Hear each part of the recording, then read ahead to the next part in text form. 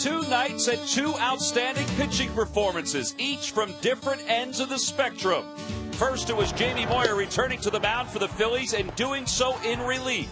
172 starts since his last relief appearance meant nothing as he snaked his way through 6 scoreless innings, delivering the win.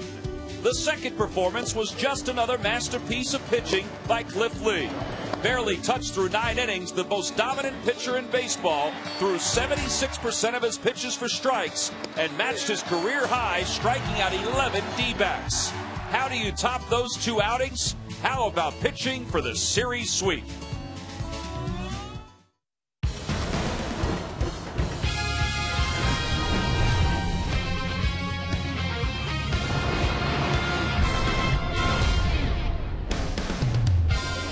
It was only a couple of months ago that we were talking about the Phillies offense being the reason they're in first place. Well, now we're talking pitching as the Phillies go for the series sweep tonight against the Arizona Diamondbacks. Hi, everybody. I'm Tom McCarthy along with Gary Matthews. Chris Wheeler will be along in just a little bit. What a run the Phillies starting staff has had here in the month of August. In fact, over their last 8 games, Sarge, they've really been collectively the best pitching staff in the National League. Yeah, you're absolutely right, Tom. 7-1 there is the record as they start to pitch and start to pitch well, making their pitches. Take a look here at the graphic. The one thing that really sticks out, how about those home runs? Remember, they were giving them up at an alarming rate. Only 3 right now, and the opponent's average 195. The guys have been doing a collective good job there all around. And Joe Blanton, who leads the pitching staff with 139 innings, 15 quality starts as he helped himself out with some defense there, barehanding that ball. He pitched 7 innings in that ball game there. And look what he's done in July and August there. 3-0 for his record there in July. No wins yet there in August, but that doesn't tell the story there. He gives his team a chance to win, Tom, and really that's what it's all about. Yeah, one of the big storylines for Joe Blanton is about how good he has been on the mound, but his team has not given him a whole lot of run support. He's one of the only pitchers who hasn't been given a whole lot of run support. We'll see if that changes tonight. He'll be opposed by Doug Davis. Speaking of run support, he has struggled with that during the 2009 season. Well, the Phillies offense certainly has come to life, particularly over the last 2 games. We'll see if it continues tonight.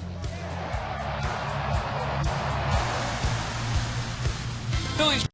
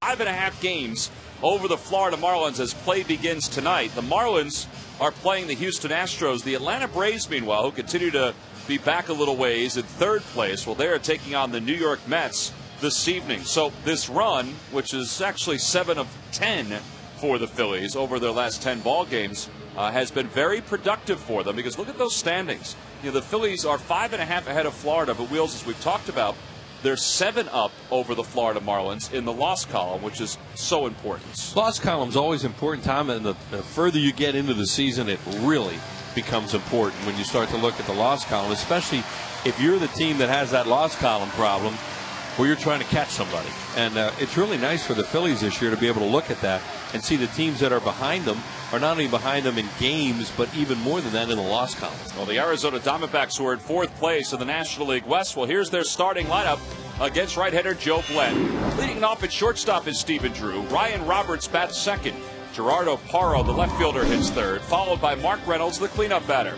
Miguel Montero is back behind the plate. He's hitting 5th. Chad Tracy makes the start at first base, batting 6th. Trent Olchin, the center fielder, hits 7th. Alex Romero bats 8th, and batting 9th and pitching is veteran Doug Davis. And they will face right-hander Joe Blanton, making his 23rd start. Joe's numbers are really good across the board. The only one that is kind of surprising is that win-loss record, because the team just hasn't scored runs for him lately. Yeah, you and Sarge talked a lot about that in the opening tonight, about how they don't score. There always seems to be a guy on a staff where teams don't score a lot of runs for them. Now, the Phillies are a team that, for the most part, are going to score runs. They have their droughts like everybody else, but for Joe, they just don't seem to score. He's done a really good job as we look at the Southwest Airlines scouting report.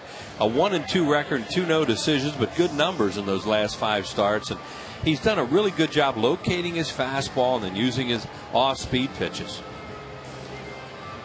Phillies have scored just 5 runs in Joe's last 3 outings, which is unbelievable since they averaged more than 5 runs per game. Well, they played great defense behind him last time. Shane Victorino especially made some tremendous catches in that game in Atlanta. Here's our Key State Chrysler Jeep keys to tonight's game, and it is smoking here again. Good night to hit, I would think. Continue this run of exceptional starting pitching the Phillies have been getting. Heck, the bullpen's hardly been used at all lately. I didn't think we'd ever say that.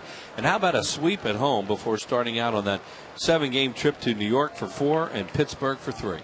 Well, Stephen Drew's going to lead things off for the Diamondbacks. He batted in the number 3 spot last night, led off the game on Tuesday with a home run. You see he's 1 for 7 in this series, and the one is that homer. And he takes a pitch for a strike. So we're underway from South Philadelphia. And the count, no balls and 1 strike. Joe Blanton, lifetime 58 and 52 for his career. And a lot of his success has come in the second half of seasons. In fact, 27 career starts in the month of August. How about an ERA of 2.74 for Joe Blanton? And he's got a strikeout to start the ball game off. Pretty good changeup to the left-handed hitting Stephen Drew. That's one of the things we point out about Joe a lot of times, Tom, when he's facing quite a few left-handed hitters, and they have them in this lineup, is if his changeup's working, because you really need this pitch as a right-handed pitcher to get left-handed hitters out. And there he is. You see the splits and the grip right there, and good changeup down and away. So Stephen Drew is retired. He's now 1 for 8 in the series. And that'll bring Ryan Roberts to the plate.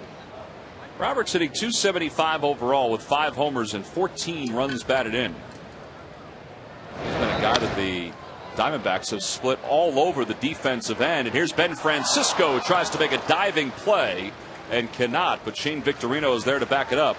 And that's going to be a 1-out single for Ryan Roberts. That was a good effort by Francisco. I didn't even think he'd get to the spot. Yeah, because he's kind of playing him to pull, it looked like, and the ball was hit off the end of the bat, and that's a kind of play where an outfielder freezes. And he was there. He just couldn't quite get to it. Here he comes again, getting a start in left field tonight, giving Raul Ibanez a night off. And you mentioned a nice backup there by Shane Victorino, or that Roberts plays hard. He would have been at second. There's Ibanez, nothing wrong with him, just getting the night off against the left-handed pitcher. Yeah, Raul, since coming off the disabled list, is hitting just .239. He came off on the 10th of July.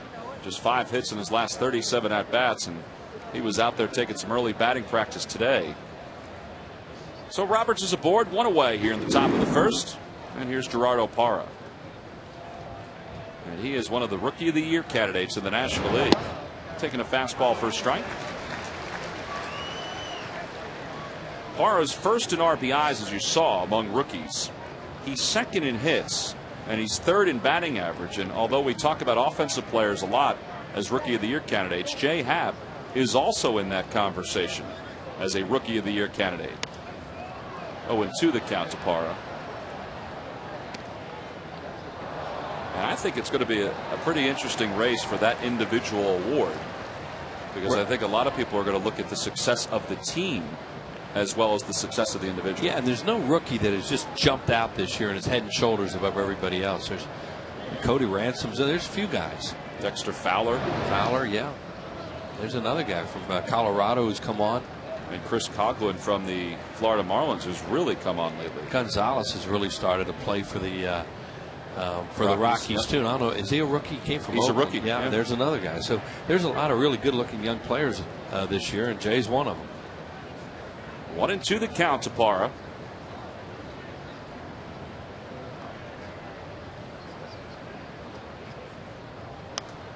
He just tried to stay alive, reached out and poked it foul behind home plate. And a nice grab by a fan in the Hall of Fame club. Let's see where Parra sits in batting average. He's fourth. Garrett Jones. How about the quick-paced run he's had over the last month and a half? He got started here with those monster home runs. He's the guy that hit the ball out in Ashburn Alley and a couple other long ones in that series when the Pirates were in town. Toward first base. Nice play by Ryan Howard. There's one. Can Blanton get to the bag? He does! And he hangs on to the first base bag. He straddled it for a 3-6-1 double play. Nice start by Ryan Howard. Good turn by Jimmy Rollins. He's all smiles, and after this double play, well, so is Joe Blanton as we go to the bottom.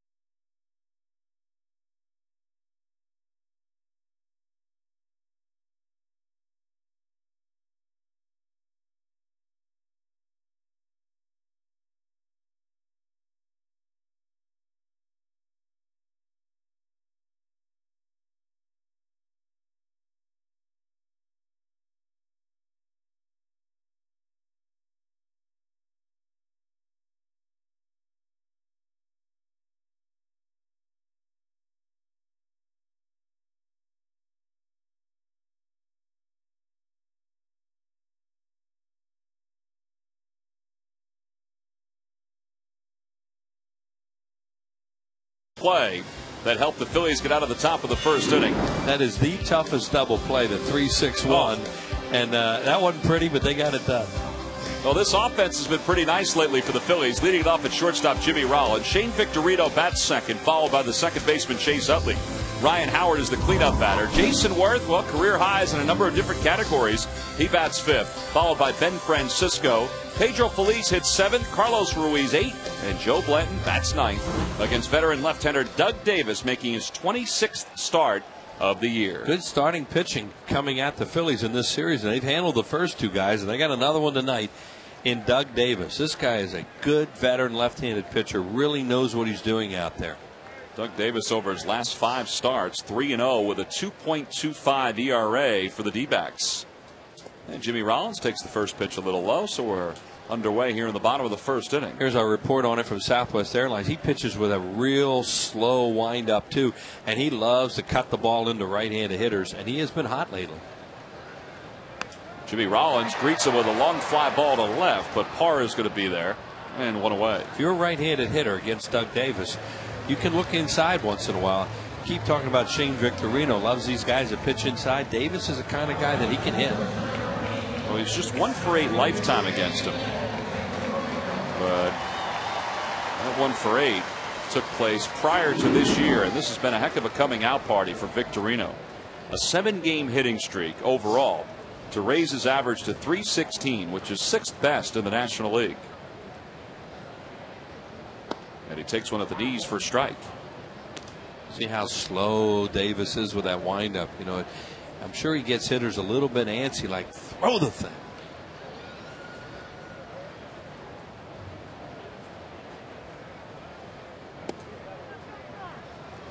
There's no doubt that he uses that to his advantage. Oh, absolutely.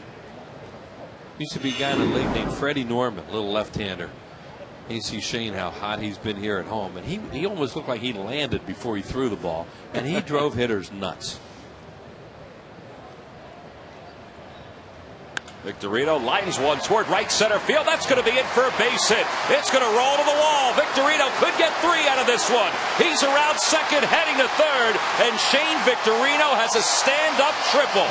His 10th 3-base hit of the year, and the Phillies, with one man down, have a runner in scoring position. I talked about this kind of pitcher he should handle, but not necessarily that way. You think more of him taking those cutters and pulling them down the left field line or out of the ballpark. That thing he just shot into the gap in right center field. Here's a look at it. See what Davis tries to do. Well, that was down. It was away a little bit. It was a nice piece of hitting by Shane.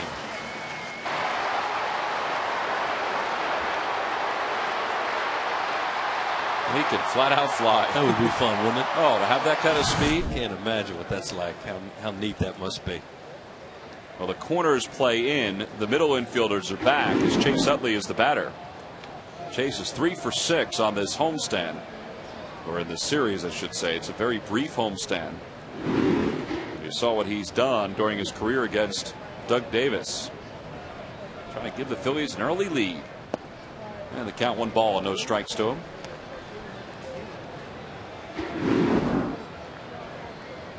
Fifteen of the 25 runners that have been on third with less than 2 outs have scored with Chase Utley at the plate.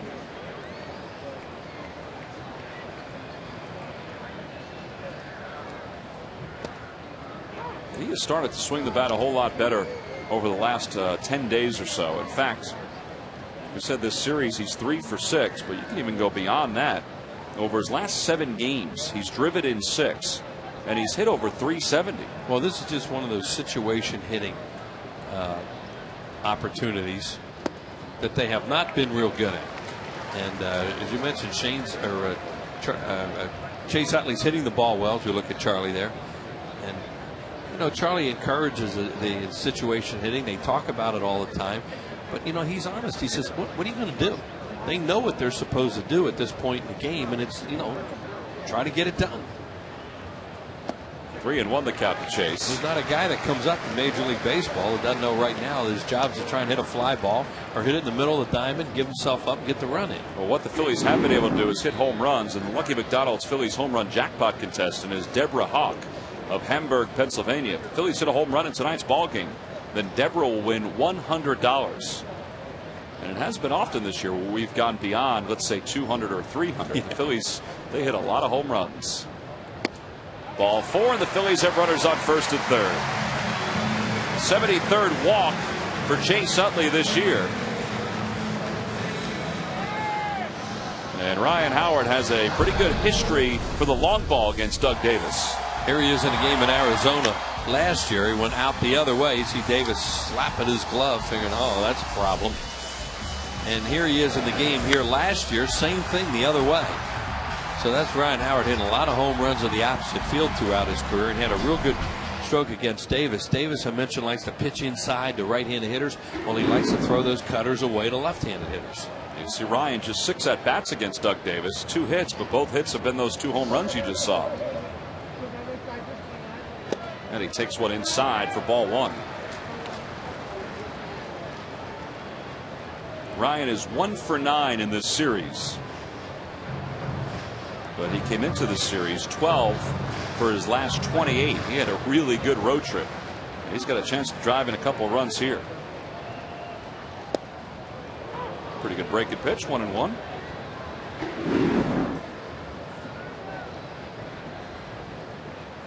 And those 4 hits and 9 at-bats against left-handed pitching has only raised his average to 194 against lefties this year, but you figured he had to get hot against lefties eventually. Well, it's a start.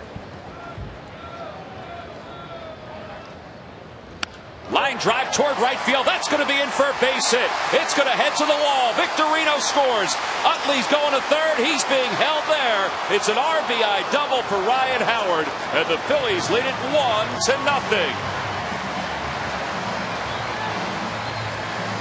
95th RBI for Howard. 27th double, as you saw. And he smoked that ball. Oh, did he? That thing was in, too. Looked like he just turned on something and ripped it towards that right field corner. Chase Utley gave Sam Perlazo a chance to score, but they got the ball back quickly. There he is with a serious snap hook. It took 1-2 hops and hit the concrete out there and came right back to Romero. Right there, it comes back to him and he chases it down. He got it and hit the cutoff man, second baseman. And Chase came flying around third base. And, you know, he let Sam Perlazo make the decision. He gave him a chance to score him. And, you know, as hot as Jason Worth is, they just held him there. You saw what Jason's done during this series. He had 2 home runs last night. And the count 1 ball and 1 strike to him here. Davis, another veteran pitcher. Maybe you could shake him up a little bit, get something off him early in the game. And that's what they're trying to do, catch an inning on him here. Well, a ground ball to the middle infielders will score. Chase Utley from third. Not so sure about the cornerman.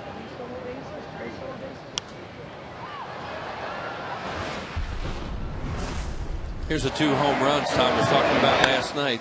That was a fastball after the 3-run home run by Ryan Howard. He said nobody's paying any attention to him. This was a really good swing right there.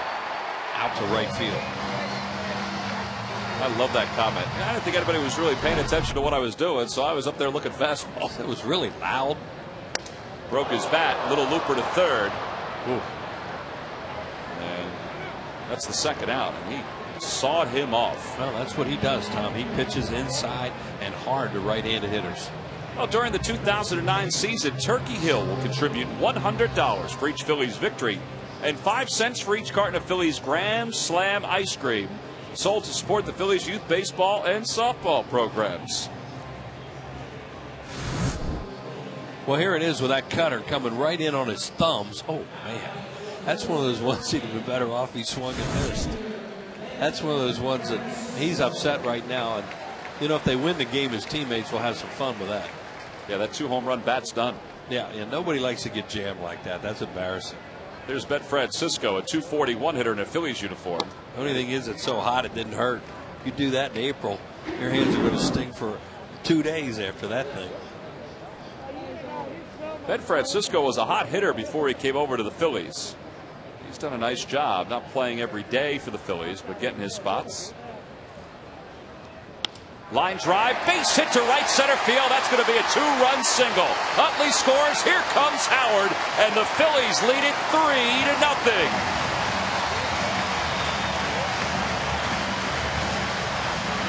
And Charlie was talking about Ben Francisco before the game, that he really wants to try and get him a little more playing time. He's very happy as Mel Stottlemyre, the pitching coach, comes out. He really is happy with his rotation and his outfielders right now, that he has 4 guys. That was one of those cutters, like a little backdoor cutter, and he hit it where it was pitched, kind of like Shane Victorino did for the triple. He really liked Ben, and I think he's going to help this team. He already has. Yeah, those 2 RBIs give him 6 in the Phil's uniform. And, you know, Raul, as we mentioned, was getting the night off with the left-hander on the mound. Charlie was mentioning today, or talking today, about Raul Ibanez, and said, you know, he's not worried about it. He thinks that, you know, Raul's going to be fine. He said there are times during a baseball season where guys just go through rough patches, and Raul's going through a rough patch. Yeah, and he was so hot for so long. Then he got hurt, and then he's in that rough patch. Or as Jim Fregosi used to call it, a mix-up. A mix-up. There's Pedro Feliz, and he's ahead 1 ball and no strikes. Jimmy hated the term slump. So if a guy was in a slump, he was in a mix-up. I think he used that when he walked around as a player. Yeah, I'm in a mix-up. I doubt it. Pedro with 26 career at-bats against Doug Davis.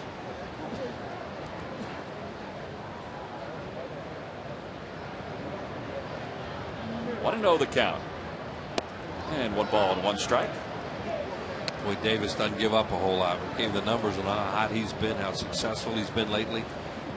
Really good to hit him with his 3 spot, especially scored 2 runs with 2 outs.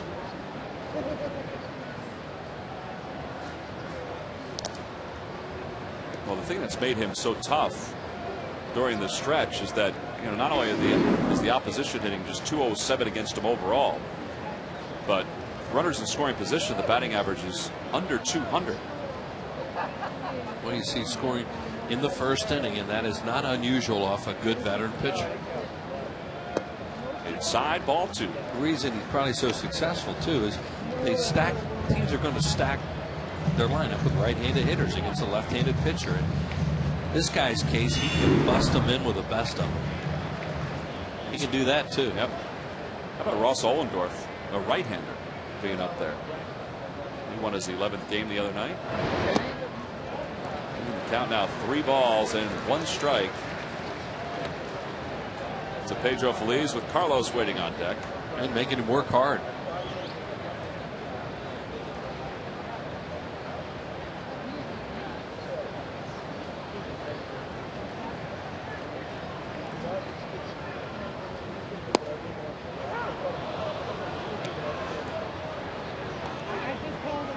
Well, Ben Francisco will be off and running on this pitch. Chad Tracy's going to play behind him.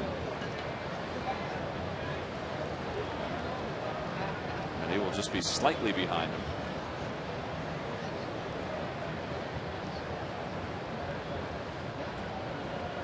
There goes Francisco. 3-2, popped up right behind the second base bag.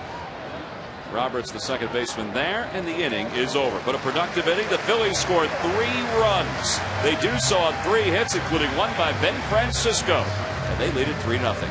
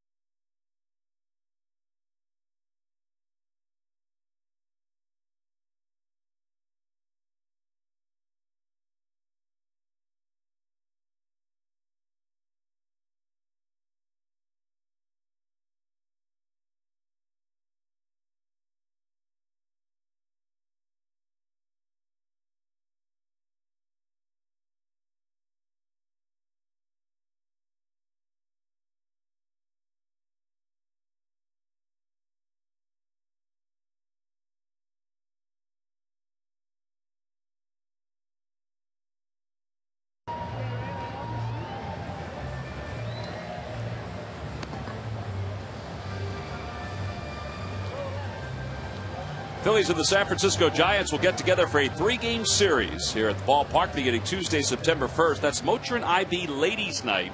In fact, all ladies 15 and over will receive a Phillies All-Star print. Wednesday's the Goya Latino Family Celebration, and then the series wraps up on the 3rd at 7:05. You can purchase your tickets now by logging on to Phillies.com. Giants lost to the Reds today, 2-1. Lance Nix had 3 hits, a home run, an RBI. As Mark Reynolds leads things off against Joe Blanton. There's a walk-off home run. A young player named Stubbs just called up. Who they say is a great outfielder, really good defensive player, and he hit the homer, hit the pole. First hit of the series for Mark Reynolds. It's a single to left, and he's aboard to start this 2nd inning. Phillies have done a real good job with Reynolds in the previous 2 games. Boy, did Cliff Lee drive him nuts last night. He threw everything, and he struck him out 4 times. Yeah, in fact, those 4 strikeouts that Lee had of Reynolds led to 11 for the game, and Reynolds has struck out 5 times in this series. He looks like he's ready to go tonight. Cliff Lee? Yeah, that shot of him right there, you know. You need me, I'm ready.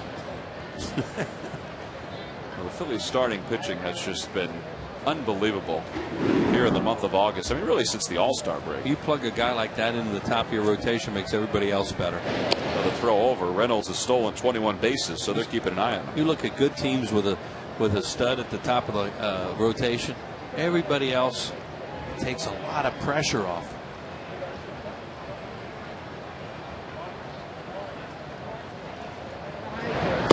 Fastball taken for a strike, and it's 0-1 to Montero. Had that around here for a long time when Steve Carlton was here. It's just hard to explain when you get a guy like that. And, you know, it's only 4 games, but Lee certainly has shown he can be that kind of pitcher. 0-2 the count. Well, folks ask about him. You know, they come into town, whether they're covering the team for the first time or they're just fans seeing the team for the first time. And I have to admit, you know, you watched him win that Cy Young Award last year, and those are his numbers from last night. He's got 4 complete games over his last 7 starts. You just didn't expect him to be this dominant. No. Good changeup. Swung on and missed. Montero is the second strikeout victim for Blanton. Both on changeups. Well, you just saw the line on Cliff Lee, and you know, he says he doesn't really want to strike guys out because he wants to get them out quick. Well, last night he wasn't getting them out quick. He was striking them out. 11 punch outs, including Mark Reynolds 4 times, and he used everything. His changeup, cutter, slider, curveball. Of course, his couple different fastballs that he throws. It was just a tremendous effort, and he was under control. Well, Joe Gaines, who was engineering last night's radio broadcast for the Phillies, timed the amount of time Cliff Lee was out on the hill last night. Just him. Yeah. What did he say? 41 minutes? 41? 47? 47 minutes, yeah. 47 minutes. Now, of course, that's it's unofficial. Yeah. But pretty close. Yeah, because Joe may have turned away and had a bite of his dinner here and there. But 47 minutes, that was the amount of time that Cliff Lee was out on the mound last night. Chad Tracy, the batter, and the 1-1 is lined to right field. It's a base hit. Reynolds will stop at second. And that's the 3rd hit for the Diamondbacks. Blanton, they just got him 3 runs, which is a lot. We talked about how they don't score him many runs. Now, the last thing he wants to do is give anything back here.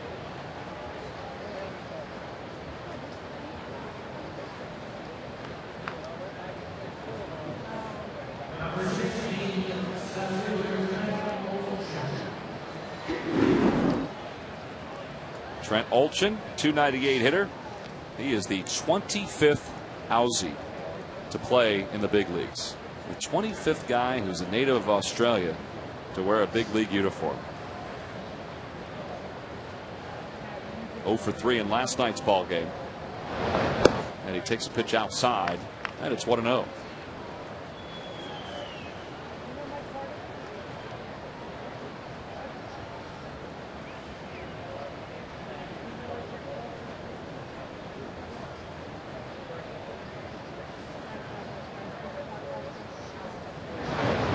Good changeup again to the left-hander, and it's 1-1. Think about guys that are from Australia that have been successful major league players.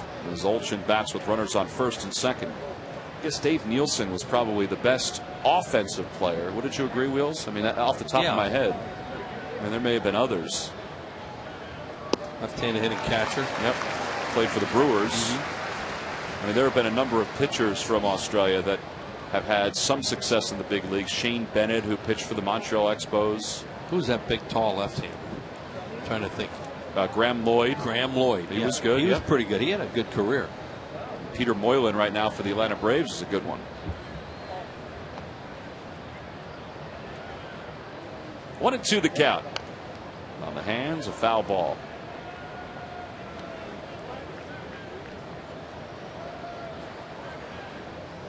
Well, baseball's, you know, they're starting to produce baseball players. There have been a lot of really good golfers. Professional golfers come from Australia because that's such a big, you know, you think of Greg Norman started that over there, and they produced quite a few good players that have had success here in the States. Breaking ball, slow roller, right side. Utley has it. Flips to second for 1. Well, that's a smart play if you can pull it off. And Chase, so athletic, was able to get it right past Chad Tracy to get the second out. Well, it startled Tracy because he went standing up. He didn't think that any chance that was coming to him. Plus, he was trying to avoid the tag, so he's kind of caught in between whether he could slide or not. Watch what happens here. This little dribbler. Now, Tracy's thinking here, what I don't want to do is run into a double play. Oh, good. I'm by him. Ooh. Did that ball just go over my shoulder? It did.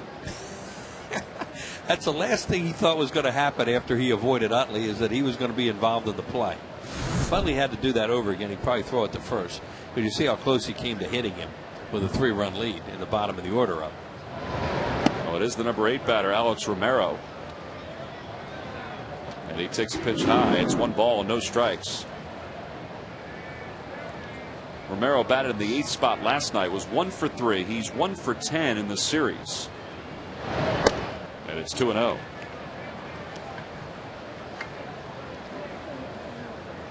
Got Reynolds on third base. And over at first is Olchin. And the pitcher spot is due up next. So you can afford to be a little careful with Romero.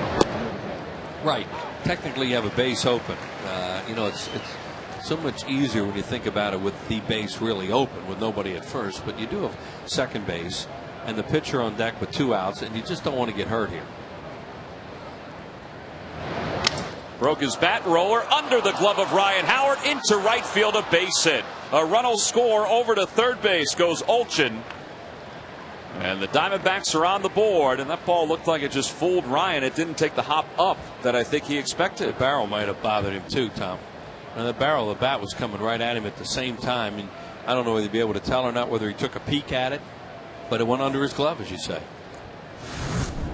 Watch the barrel of the bat going right at him with the baseball. I mean, that had to be, sure, look at it, take a look. That had to be distracting with that coming right at you. There he goes, and he takes a little look, and the barrel's coming right behind the baseball. And look at it stick right in the ground there for a second. That was dangerous. So here's Davis with runners on first and third. Phillies lead is at 2, 3-1. Not saying he catches it without that barrel coming, but probably a much better chance that he would have caught it. Well, and Blanton made a really good pitch, too. Absolutely. Breaks his bat. A line drive caught out of the air by Chase Utley. So the damage has been limited by Joe Blanton. He allows a run on 3 base hits. We head to the bottom of the second. It's 3-1 Phillies.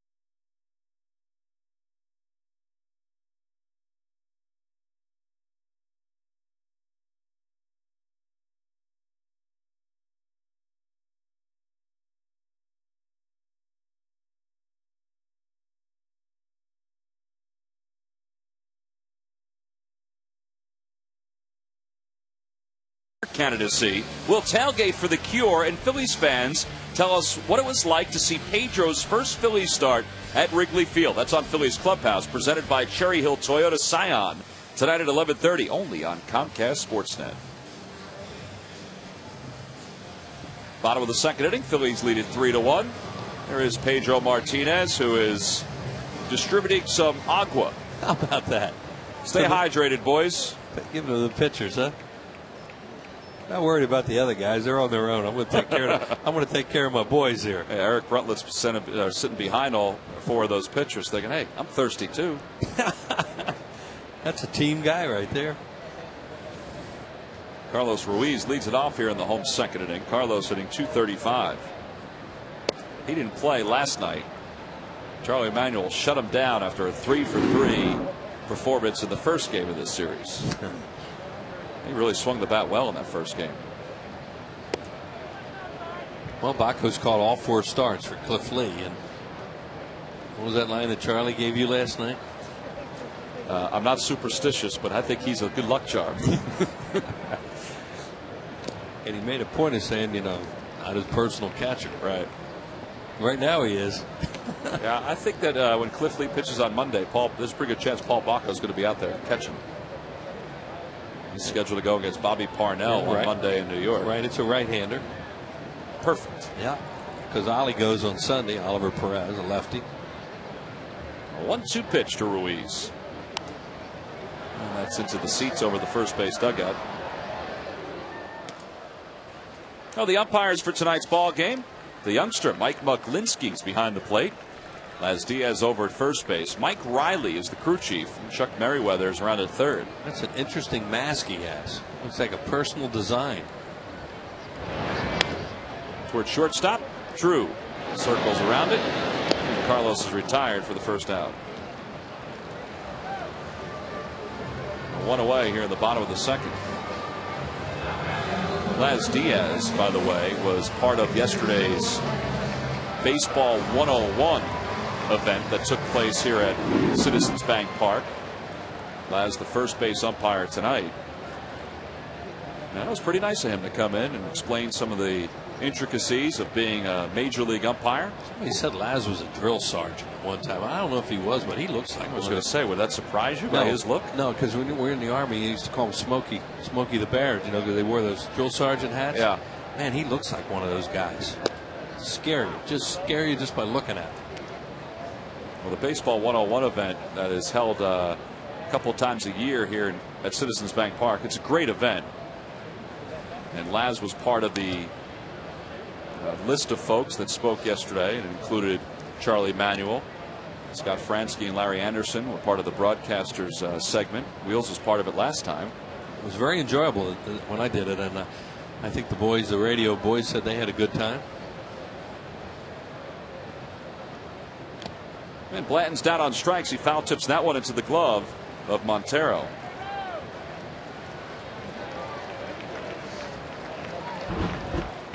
Well, Jameer Nelson, the former St. Joe Hawk, who is now a point guard for the Orlando Magic. How about him going yard into the flower bed? And he followed that up with a first pitch, and he throws a strike. So he's had a pretty good baseball night. Yeah, there he is. There's Jameer. I had the pleasure of calling Jameer's final year of basketball at St. Joseph's University. And he was, well, if he was not one of the best college basketball players that this city has seen, I don't know who is. But I mean, he was just outstanding that year. And he has brought a number of his Orlando Magic teammates with him, and also a couple of the coaches like Bo Outlaw, who's right there. And this is a team bonding experience for the Orlando Magic. Where's Coach Martelli? Yeah, where is Coach Phil? Martelli? Should be here, should he? Yeah, he probably should. He was with us in Arizona that one night hanging out. It was on the air. It was fun to have him. Well, Jameer is one of the good guys. That year when St. Joseph's came one shot away from making it to the Final Four, was an amazing run for the Hawks. Jimmy with the count 1-2 hits one sharply to third. Nice play by Reynolds, and the inning is over. So the Phillies are retired in order here in the bottom of the second. 4 in a row retired by Doug Davis as we go to the third.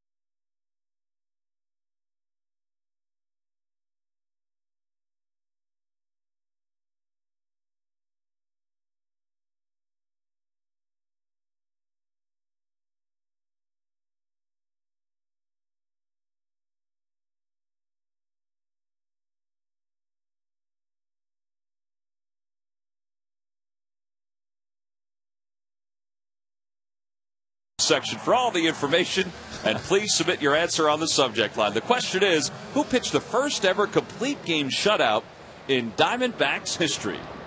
The answer will be revealed in the 7th inning. That's a gimme, Wheels. It is? Yeah. I'll let you stew over it for a little bit. Stephen Drew, who struck out his first time up, takes a pitch for a strike. The reason I got that one last night is you gave me a hint. No hints tonight.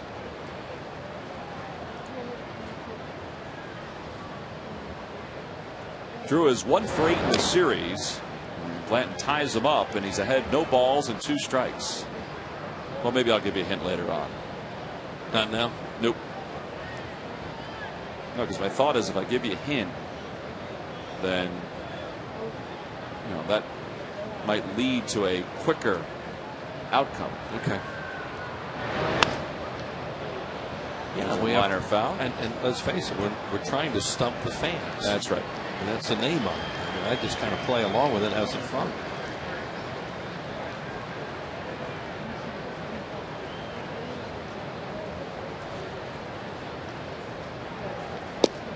Ooh, that was a good pitch. Just missed off the outside part of the plate.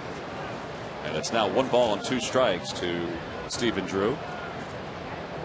There's Mike Muklinski, the home plate umpire this evening. Opposite way, Francisco on the run, makes the gliding grab. Ball hung up there nicely for him. 1 out. When you can't follow the Phillies on Comcast Sportsnet, you can follow the action on your iPhone and iPod Touch with MLB.com at Bat 2009. Visit Phillies.com on your iPhone or iPod Touch to purchase today. 1 away for Ryan Roberts. We've watched Roberts play left field for the Diamondbacks the last 2 nights. Normally an infielder, and he's back at his normal position of shortstop. Well, that's tough. They think he can give him some offense, so they try and plug him into different positions, and he struggled out there in the first game. Well, he loops one over the head of Jimmy Rollins, and he has provided some offense. That's his 2nd hit. Well, we've seen of him in 6 games now is he can swing the bat a little bit. He gives them good at bats. He really battles up there. He said he first started playing the outfield when he was with the Toronto Blue Jays in the farm system, and they put him out there at a spring training game, and he didn't have an outfielder's glove, so he asked if he could borrow one of Vernon Wells' outfielder gloves. Vernon said yes, and that's the one he's been using ever since. Guess Vernon didn't want that one, huh? Gerardo Parra, the batter, and he takes one a little low. It's 1 ball and no strikes.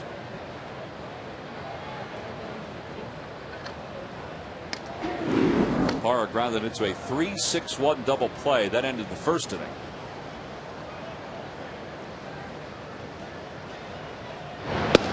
And he lays off a fastball outside. 2 balls and no strikes. A couple outside pitches that I think Joe Blanton wanted.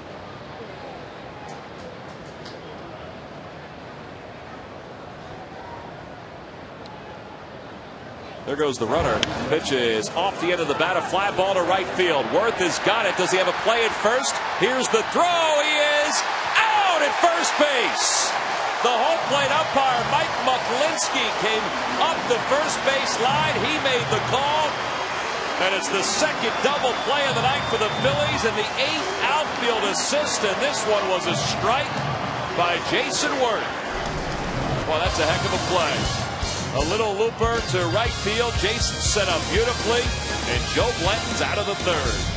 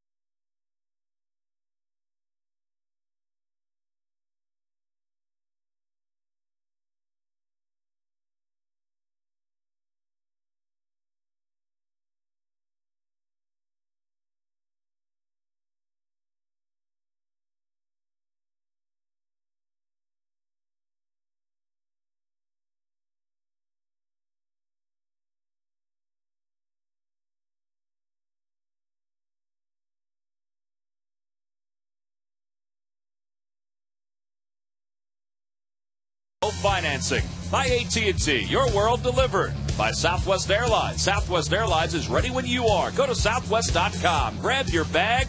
It's on. And by Coca-Cola, the official soft drink of the Philadelphia Phillies.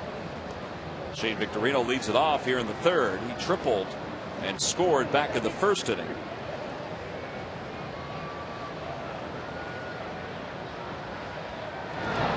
Mention that Shane is 6th in the league in batting average at .316, and one of the real big reasons why is what he has done against left-handers. Yep, and especially this kind of left-hander. He really opens up and hits these guys that pitch him inside.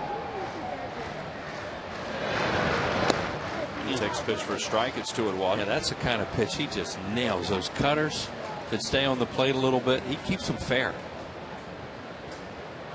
Well, he has hit .348 against lefties this year. That's not counting his triple, his first time up.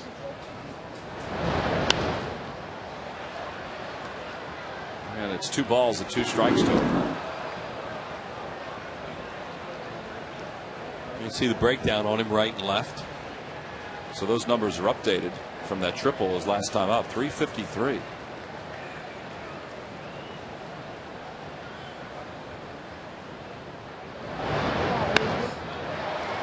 There's that inside pitch. That was a hanging curve that he pulled foul. Yeah, that one he couldn't keep fair.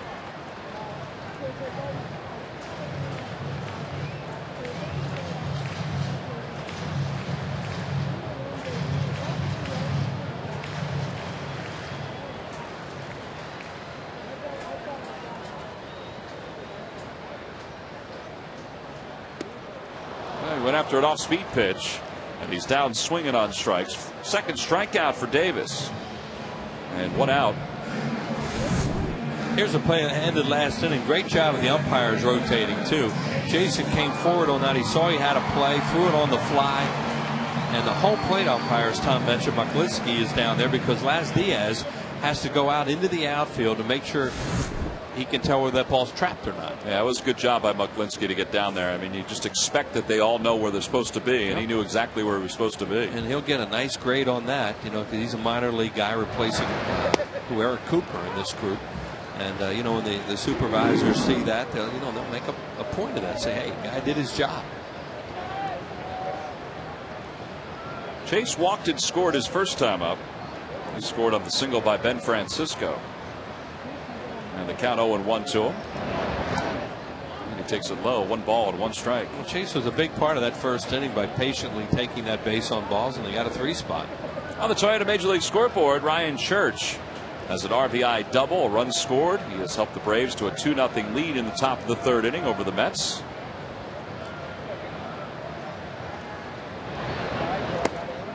Some war of words between Ryan Church and Jerry Manuel, the manager of the Mets, about concussions. You know, about Ryan Church's concussions last year.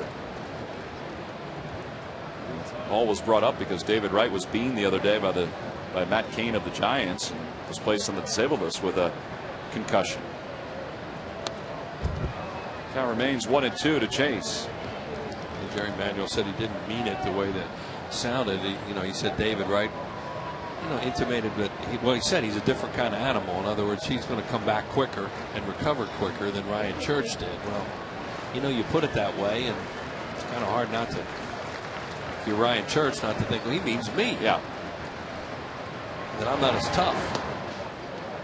Or as good a player.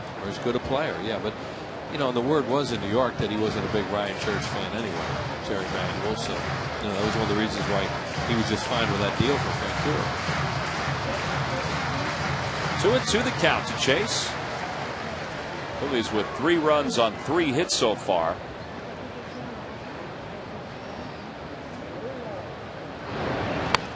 And Chase pulls it foul. You see Davis starting to settle down a little bit too, and that's the kind of pitcher he is. You got that 3 spot off, and that doesn't mean they're not going to score more, because the Phillies do score runs, but it'll be a little tougher. One thing that the first inning did, it not only produced the 3 runs, but it's also shot his pitch count up. This will be his 52nd pitch already. On a hot night like this.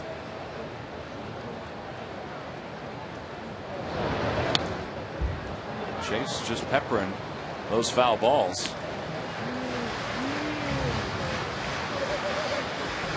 There was some talk that Doug Davis was going to be dealt before the July 31st deadline, and then even after the deadline. The Milwaukee Brewers apparently had put in a claim for him, a waiver claim for him, but that deal never transpired. And he said that it was fine with him, and he was relieved knowing that he would be with the Diamondbacks for the rest of the year. Ryan Howard had a big extra base hit in the first inning. That's what Davis has done. Pitched second half to a 3-1 record, better ERA in the first half. First time we saw this guy in the National League, of course, he was with Milwaukee. And Chase is down on strikes. Back-to-back strikeouts for Davis. And 2 away. Pretty good change of speeds by the lefty. Wheels, what happened before the ball game? Did you get a chance to meet Adam Telefaro? Yeah, that from was Penn really, State. That was really nice. He's Adam was up here with a group of on some kind of a tour, and yeah, he was in the booth, and I'd met him a long time ago, right after his accident when he had that severe injury at Columbus in the Ohio State game, and he's an attorney now. Yeah, good for him. That was pretty neat. Yeah. Walking on his own, we might add as well. What a great story. I think he spent a lot of time at McGee, and you know, there's a guy that came close to death that day on the field and now is walking around and is an attorney, and it's really a great story. Well, and speaking of Penn State, obviously Wheels is an alum of Penn State. Christine Connors, our stage manager, is an alum of Penn State up here in the booth. Phil Eastman, our intern, one of our interns, is a Penn State guy, and he is heading back to Penn State following this ball game. And we want to thank Phil for everything that he's done this year, and wish him the best of luck. They do a great job for us all summer. We really appreciate it. Phil, of course, was extra special. Right, because he walked around with the PSU golf shirt all the time. I liked it. 1-2 the count to Ryan Howard.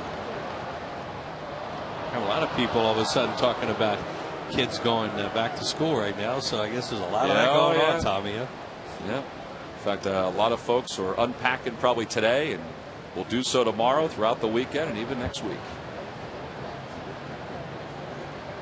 1-2 the count to Ryan, who had an RBI double his first time up. And he lays off a pitch outside. It's 2-2.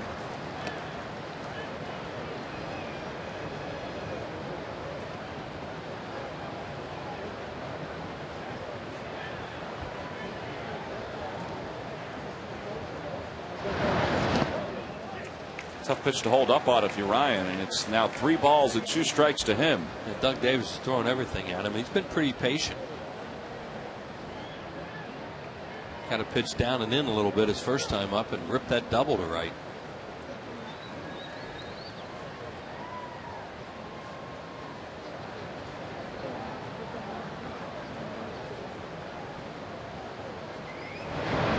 And Ryan's down on strikes. Davis has just struck out the side here in the 3rd inning. 1-2-3 go the Phillies.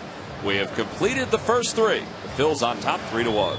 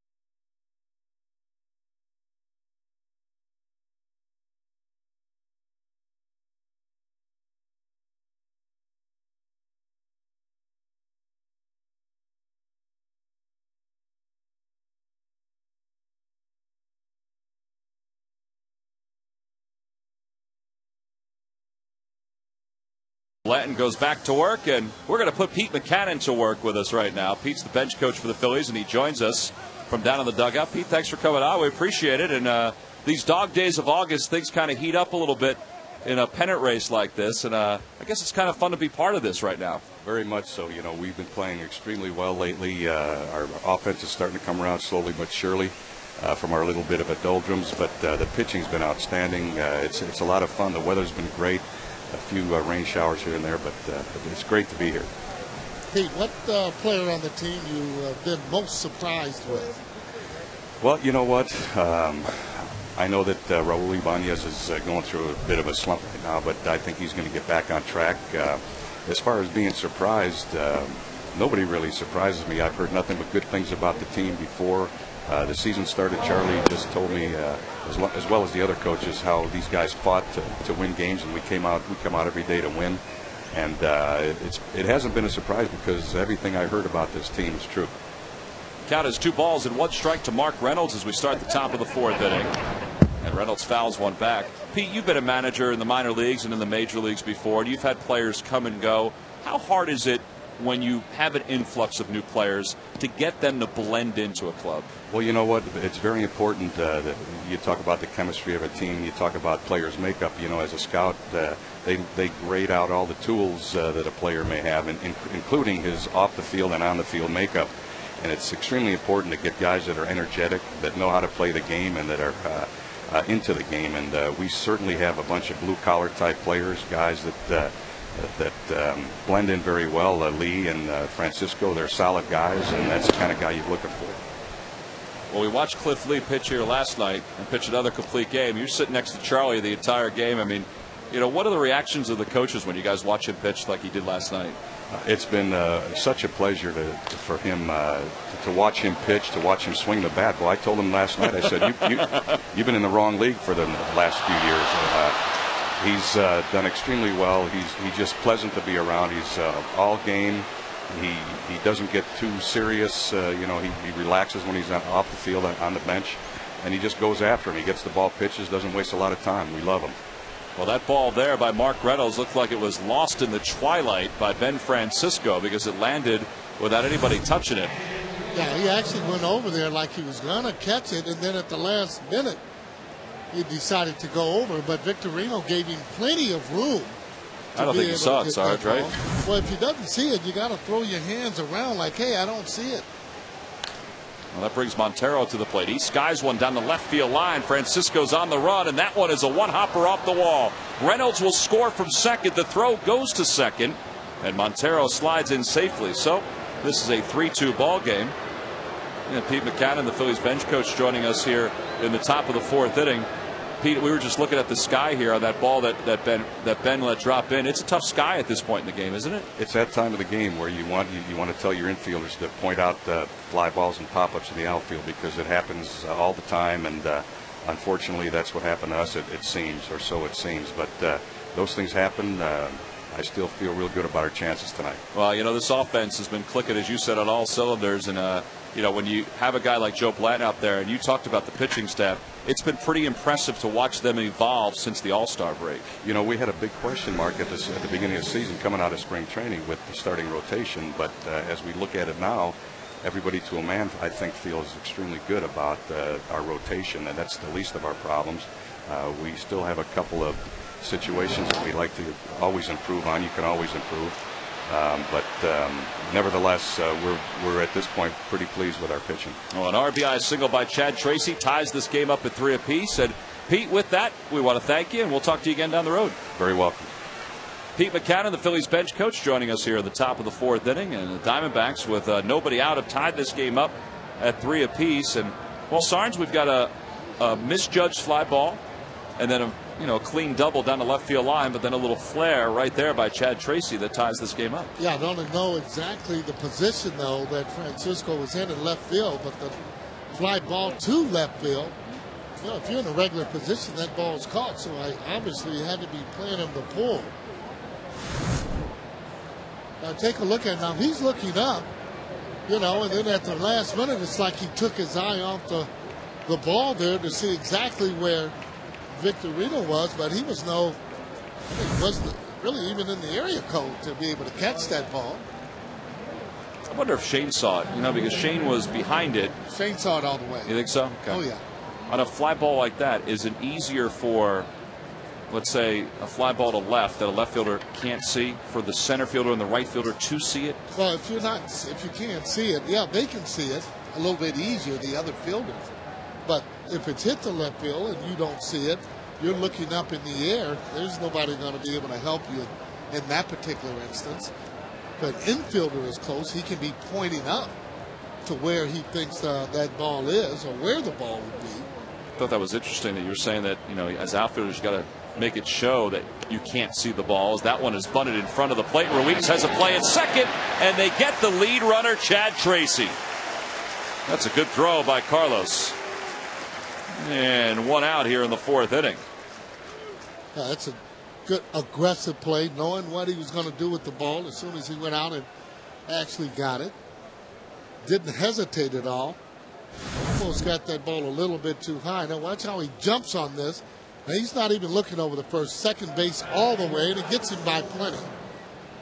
Here it is again, and pretty good bunt that was laid out. Actually should have been a little bit further toward third base. Romero the batter, and he takes one outside. So Carlos takes care of out number one. I guess part of me is surprised that Olchin was even bunting there. I guess maybe he was bunting for a base hit. Trying to get him in scoring position.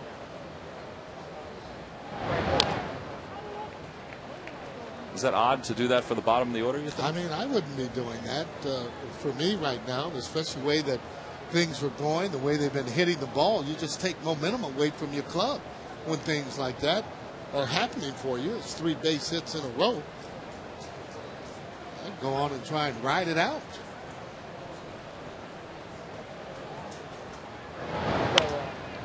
Pop up left side. Jimmy sees it all the way, backpedaling, and there's out number 2.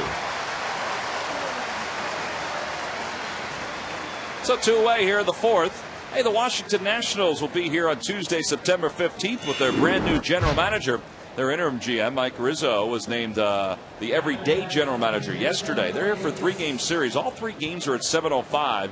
You can log on to Phillies.com, make your purchase today, and come on see the Phils and the Washington Nationals. Those series have been very important the last few years, and Phillies are looking to wrap up their 3rd straight National League East crown. The inning is now over for Joe Blanton after allowing the first 3 batters to get hits. He then retired the next 3. Ben Francisco, well, he's due up second to try to atone for his misjudge on the pop-up.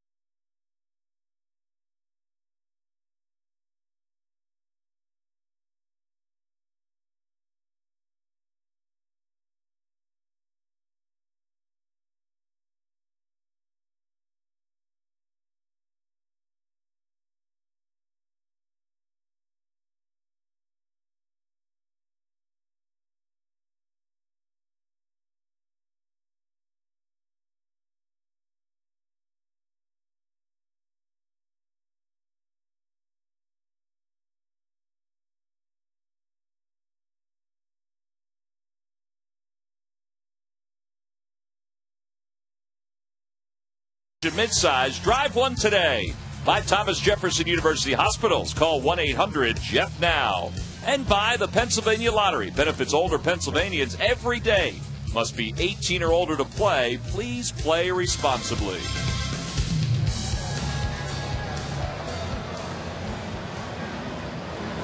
Bottom of the fourth inning, it'll be Jason Worth, then Ben Francisco, and Pedro Feliz in a 3-3 game. Diamondbacks have already banged out 8 hits in the first 4 innings. Doug Davis, meanwhile, has retired 7 straight since allowing a 2-run single to Ben Francisco in the first. They'll face Jason Worth to lead things off. Jason's 0 for 1. Davis shattered his bat his first time up, and he hit a humpback liner right at Mark Reynolds at third. Usually getting in and scoring position for Jason, especially on third base. Pitchers really try and come in on him and not try and let him get those arms extended.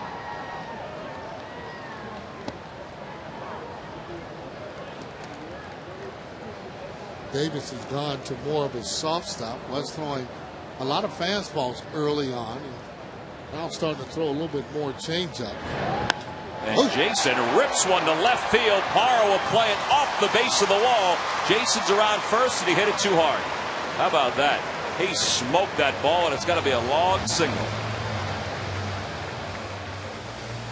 And that brings us to our Geico quote of the day.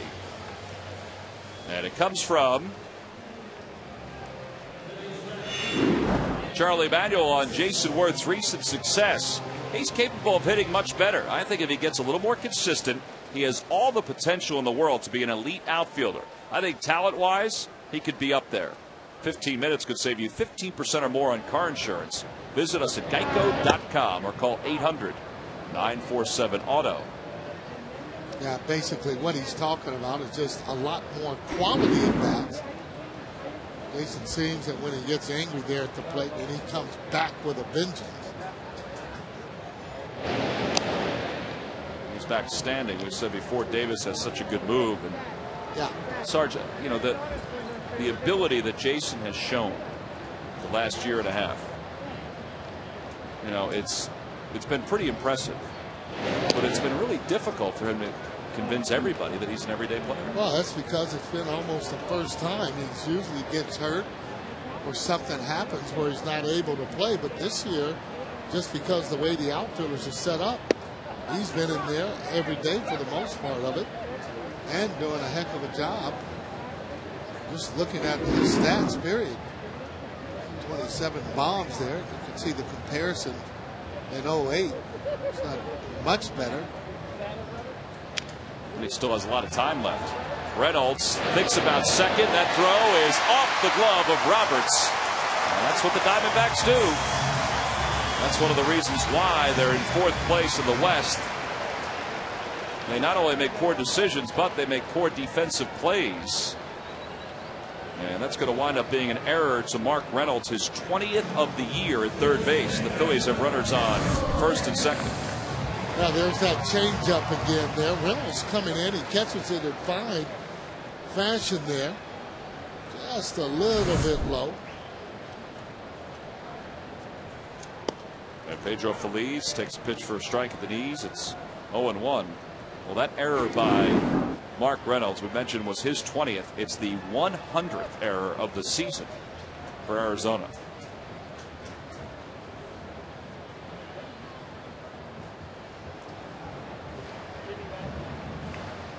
Jason gets a jump and reads him. He will go a little easier still third base than first base on that left-handed pitcher. Davis pretty quick to the plate at times. Almost with quick pitches. 1-1 the count to Pedro. Sarge, just to give a comparison, error-wise, 100 for the Diamondbacks, 20 for Mark Reynolds, 53 for the Phillies. Oof. Pedro out in front of that one. He pops it up. Infield fly rule has been called. Stephen Drew makes the catch.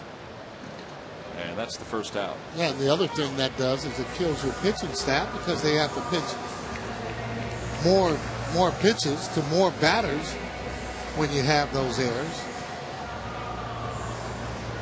Hard to judge pitching if you don't have good defense.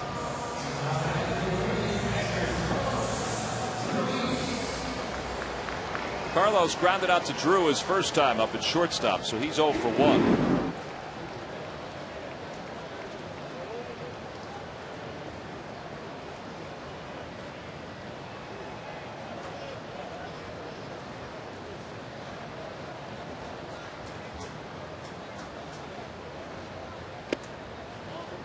They work him away, and it's 1 ball and no strikes. Davis pretty deliberate, takes his time out there. You see the difference when Cliff Lee's out there pitching, where he gets the ball and he's throwing. They have that defense on their toes, ready to go.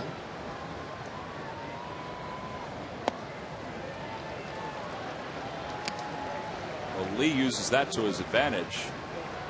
You know, that kinetic energy, whereas Davis, you know, he seems to try to use it to his advantage, that he is very slow and pauses before he comes to the plate. Yeah, well, the one thing he does, though, he puts those fielders to sleep. Pretty good block there. Montero keeps it in front of him. 3-0 the count to Carlos.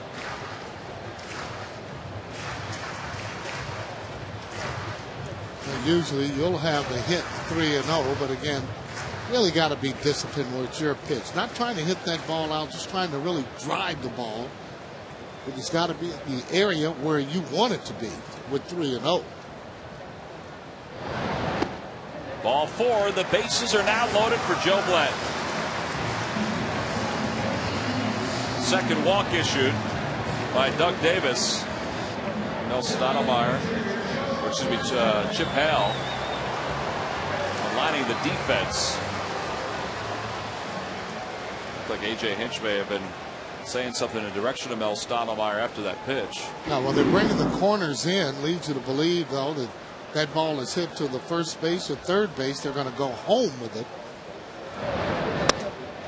Big Joe is trying to make some good contact. Maybe get a fly ball here. Yeah, well, we've seen him hit that ball out there in that outfield, and he does have a home run to his credit. He did that in the World Series. There's Mel Stottlemyre Jr.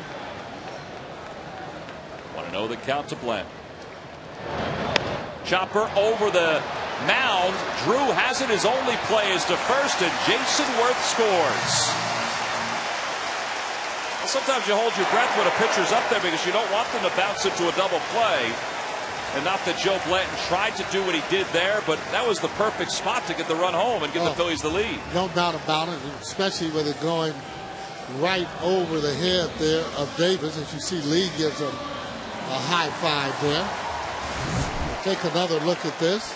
See Worth in the bottom box there over his head. He's reading. You got to go all the way. No chance for a double play. First RBI of the year for Blanton. And here's Jimmy Rollins. Jimmy's 0 for 2. He's popped out. He's grounded to third. 2 for 12 in the series. And Joe catching his breath before he heads back out to work on the mound. He's going to have at least a 1-run lead, and a base hit here can make it a 3-run lead again. Yeah, you don't want to stick around a club like the Diamondbacks. You want to try and put them away.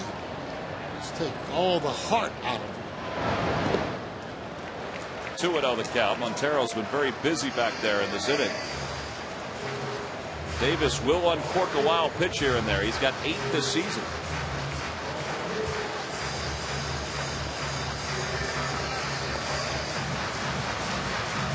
Ruiz leads off second. Francisco leads off third.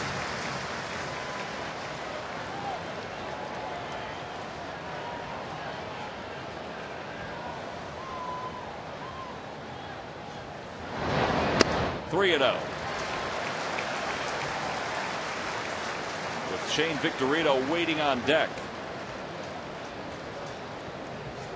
Same thing would apply for J-Roll, but in this case here, I would just be taking all the way.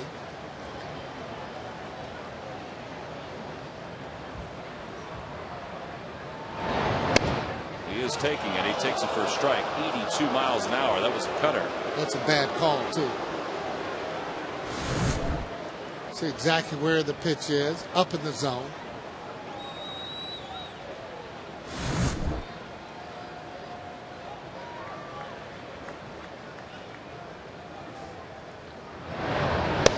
Lays off, ball 4. It's interesting. You see how he went right back up there again, but he did that because he got a strike call there. Now he's hoping that that batter is going to swing at a bad ball. That's why it's always umpires got to have that zone where, I mean, if they're calling them, you got to make sure that they're really around the plate there, preferably down. That borderline high pitch, well, it's not a pitch you want to be swinging at. Yeah, if you're a hitter, if you're swinging at that, if you don't get the center of the bat on it, you're going to pop it up. No doubt about it. Going to pop it up exactly right. Shane tripled his first time up, scored, struck out his last time up, but he's got a chance now with the bases loaded to drive in a couple. Struck him out on a changeup. Tries to get a curve over. It's outside for a ball. It's 1-0.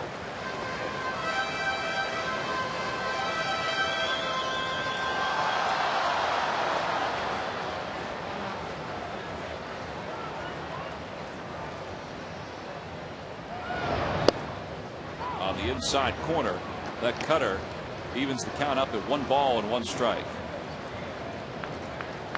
Yeah, hit that pitch in a pretty good spot. Down and away. Victorino, high leg kick kind of. Got to make sure that that leg is down when he swings the bat.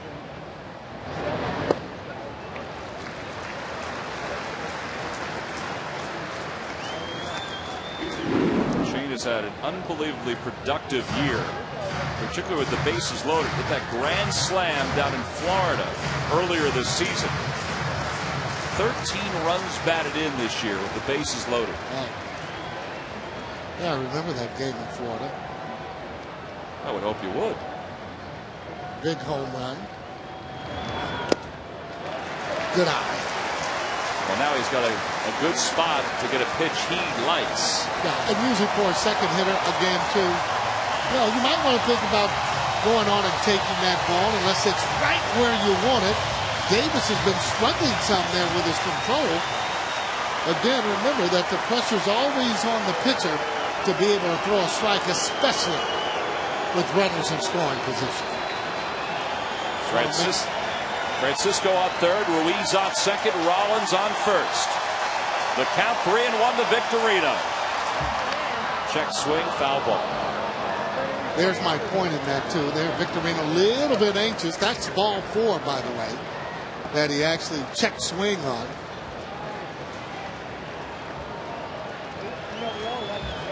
That's helping him out.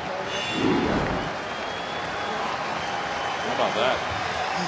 Lowest percentage of strikes. Davis is 5th. Or 4th, I should say. Runners go. And Victorino pops it up. It'll find the seats, so he'll get a chance to do it again. Well, he's got to swing it. Don't want to be too careful. Just want to go on and swing it. Here's that grand slam on the 24th of April down in Florida against Matt Lindstrom. Yeah, I remember that all too well. He drove the ball out of the ballpark and plenty was fair. That was a big inning for the Phillies. They came from behind against Lindstrom.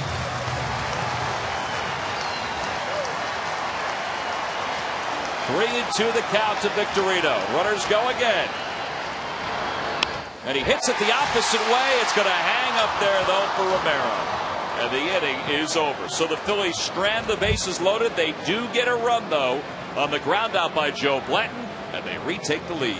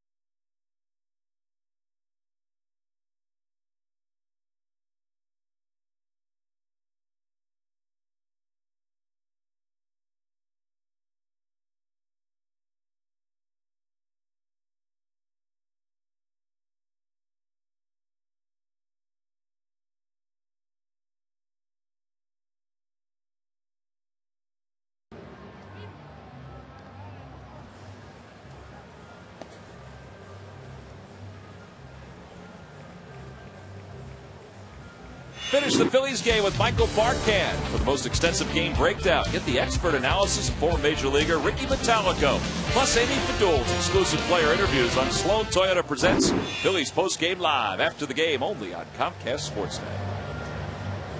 Top of the fifth, it's a 4-3 Philadelphia lead. Phillies took the lead on a ground out by Joe Blanton, and now Blanton will work with that one-run lead against the top of the order.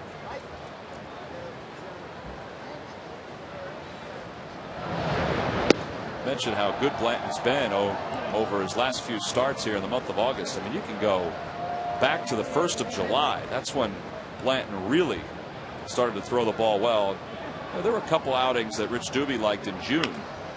As there's a liner for a base hit to right. Jason Worth gets on it quickly, and Drew will be held up at first. But there are just some guys, Sarge, that are better pitchers in the second half of the season, and Joe Blanton during the course of his career has been a better pitcher in the second half. Yeah, he's been giving them a chance just about all year.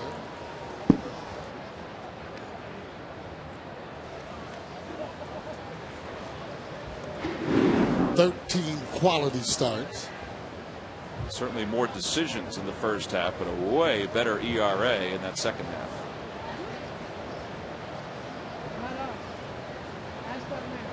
Ryan Roberts has 2 hits. Why is that, Sarge, though, that some pitchers are better? Is it just, getting used to the season, getting into, even better shape as the year goes on? Well, everybody wants to get off to a great start. That's why you'll see guys come into spring training in such great shape. He throws a strike.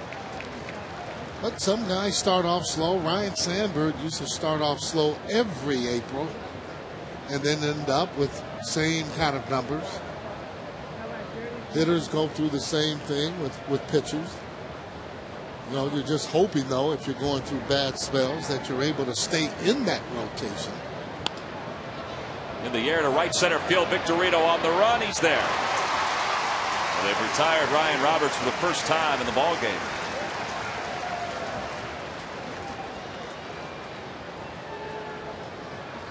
Shane looks like he's doing a little manicuring out there.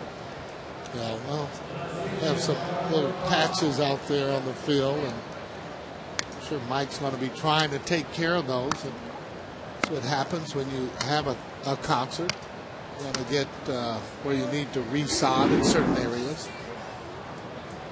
Here's Gerardo Parra, 0 for 2. He's hit it to 2 double plays. He's having a pretty solid rookie year. Although for me, right away, J.A. Happ would be my rookie of the year. And there's no one that's hitting-wise that's really head and shoulders as a rookie and making sounds the way that J.A. is doing. Runner goes, then stops. Pitch is taken wide. It's 2-0. Stephen Drew broke for second base, and then after taking a big step, stopped. Joe, pretty hard to steal on. He doesn't have that huge leg kick. Gets the ball to the plate pretty quickly. To left field, Francisco heads back. He's got room on the track, 2 away.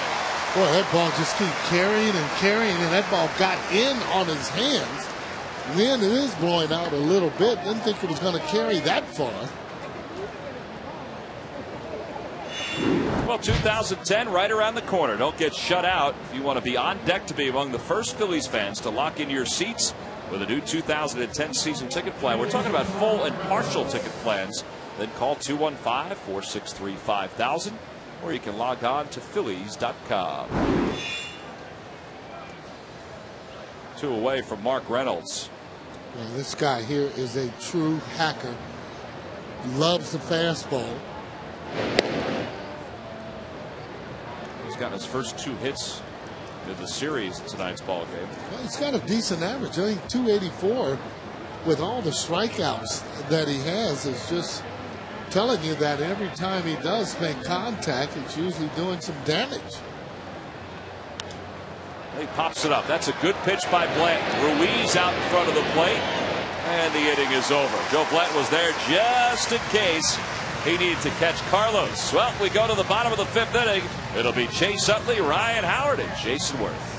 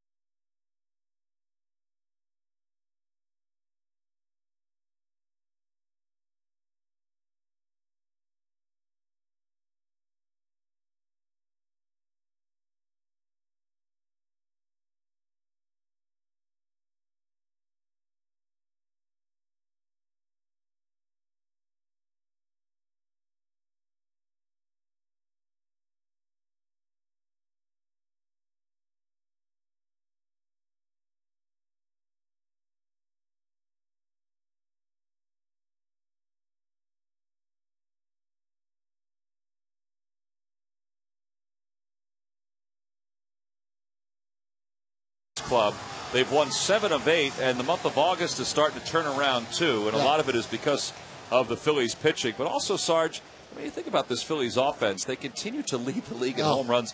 They've hit 168 home runs this year, and there hasn't been really a long rut where the home runs have not come for this team. No, and they have different guys, obviously, in the lineup that can hit it.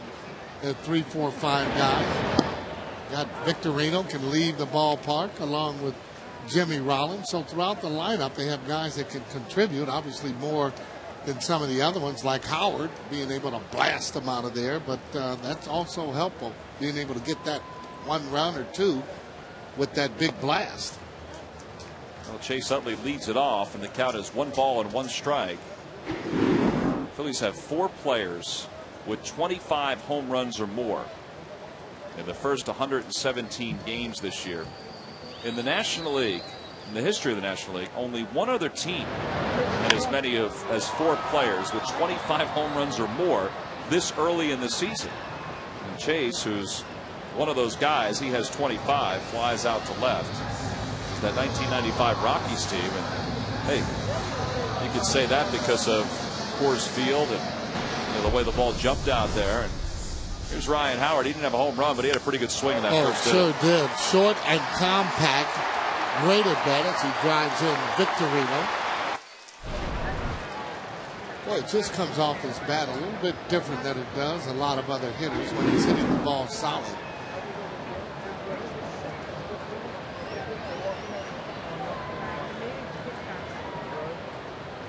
Ryan now with 95 RBIs this season. Well, guys do go into slumps. Albert Pujols is in what you would call a slump, 3 for 23. Matt Holliday hits behind him, 4 for 24. And they continue to win because of their pitching. Well, that's the thing. I guess, this is a good time of the year for the Phillies because not only are they hitting for home runs, I mean, they're still having struggles with runners in scoring position. Yeah. But they're hitting enough home runs and getting unbelievable pitching that this has been a good run since the All-Star break. Yeah, those cripple runs when you have a runner on third base, less than 2 outs, they haven't been doing a great job. If they were, boy, I tell you, they'd have a lot better stats. It's what you call almost a free at bat because all you have to do is keep that ball, you would hope, in the middle of the field, and you end up getting an RBI. Jason Worth waits on deck with the count 3-0 to Ryan Howard. He should have the green light here.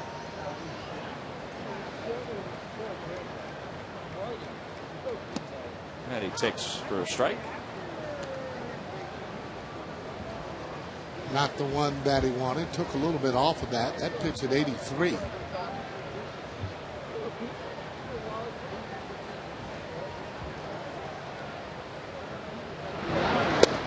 Ball 4, and Ryan Howard's aboard with a 1-out walk. Fourth walk issued by Davis.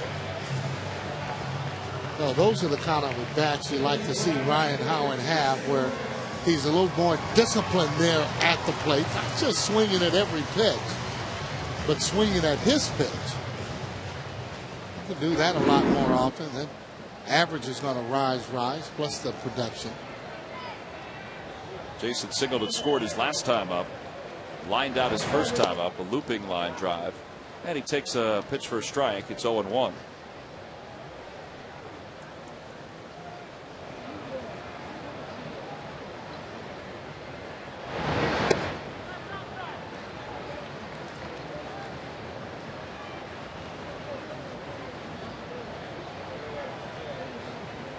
Jason's comparisons, his splits between the first half and the second half. The first half got him a trip to the All-Star game at St. Louis.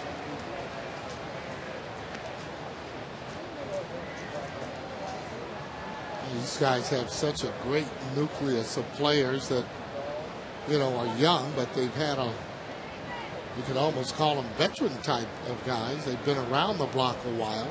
Makes it fun to play with a team like that, especially when they're young. 2-2 to Jason. No, they don't count on any one individual offensively just to win ball games for them. And collectively as a group, when they are hitting the ball, they're almost impossible to beat simply because they hit the ball out of the ballpark. This will be the 100th pitch of the night for Doug Davis. He's going to come inside. And Jason sends it in the air to straightaway center field. Going back is Olchin, and that one is gone! Into the bushes over the center field fence. 2-run home run for Jason Worth. And the Phillies have extended their lead back to 3 here in the bottom of the 5th inning.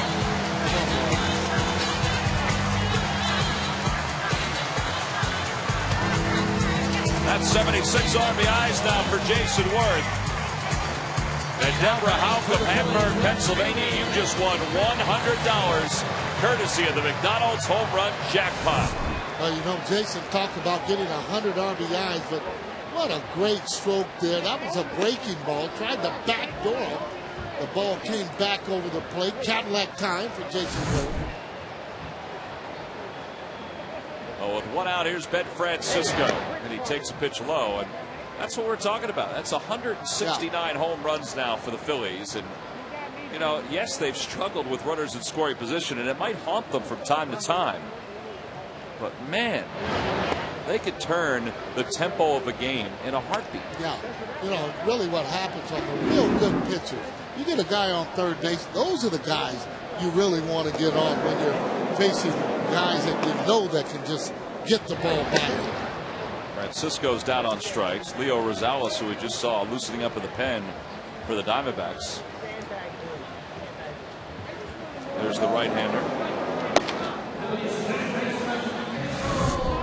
Well, watch his feet, how slow his feet are. They're down, and when you do that, you're able to stay back. He extended on the ball, and just see you later. Got good wood on the ball. Straight away, center field. That one's it for strike 1 to Pedro, who is 0 for 2. That's where he wanted the ball, but that ball floated right back over to the sweet part of the bat.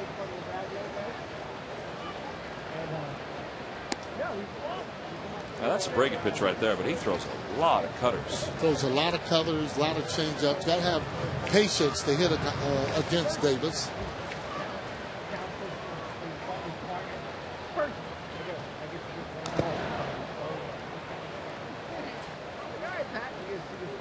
Guy can't throw the ball by you, so you don't have to jump out there on him.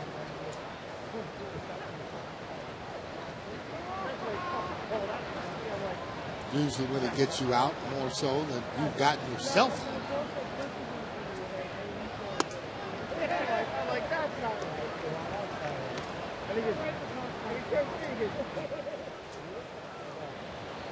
Mel Stottlemyre going to the phone to see if Rosales is ready.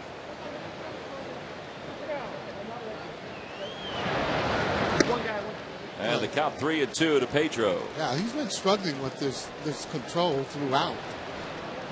Last inning, he struggled some. Got out of it, however, with the bases loaded, only giving up 1 run.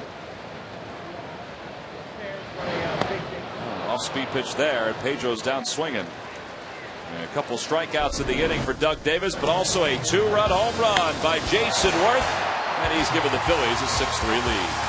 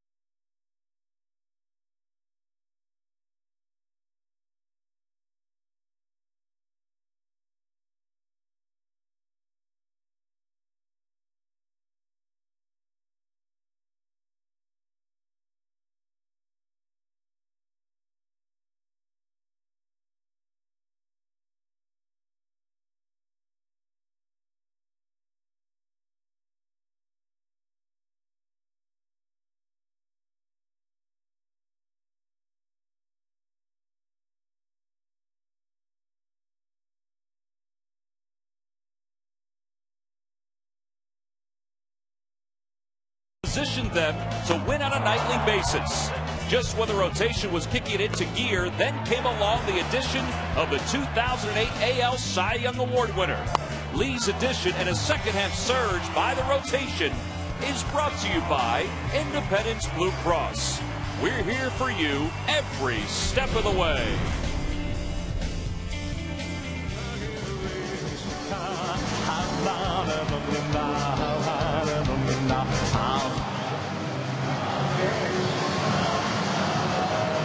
Oh, it is Jewish Heritage Night here at the ballpark, and the Fanatic is getting into the act as well in between innings, and that's why there's a little bit of a delay.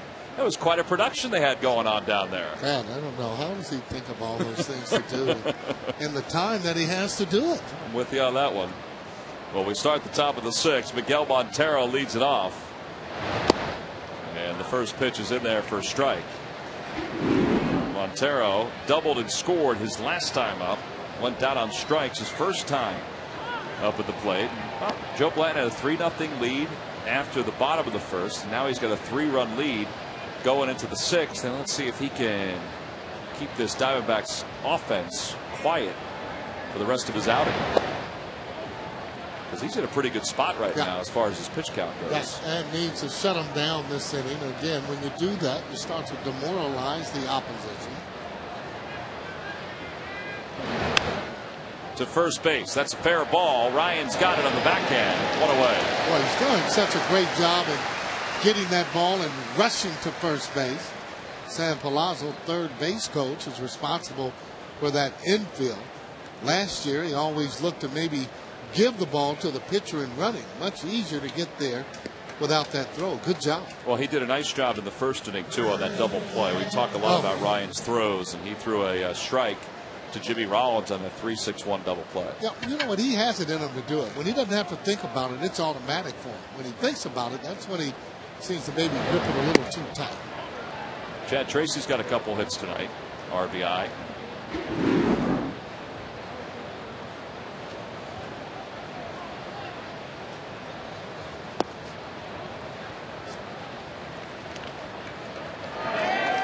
Gonzalez continues to loosen up in the pen. He's probably going to be out pitching the bottom of the 6th inning. Well, it looks that way. He's still warming up.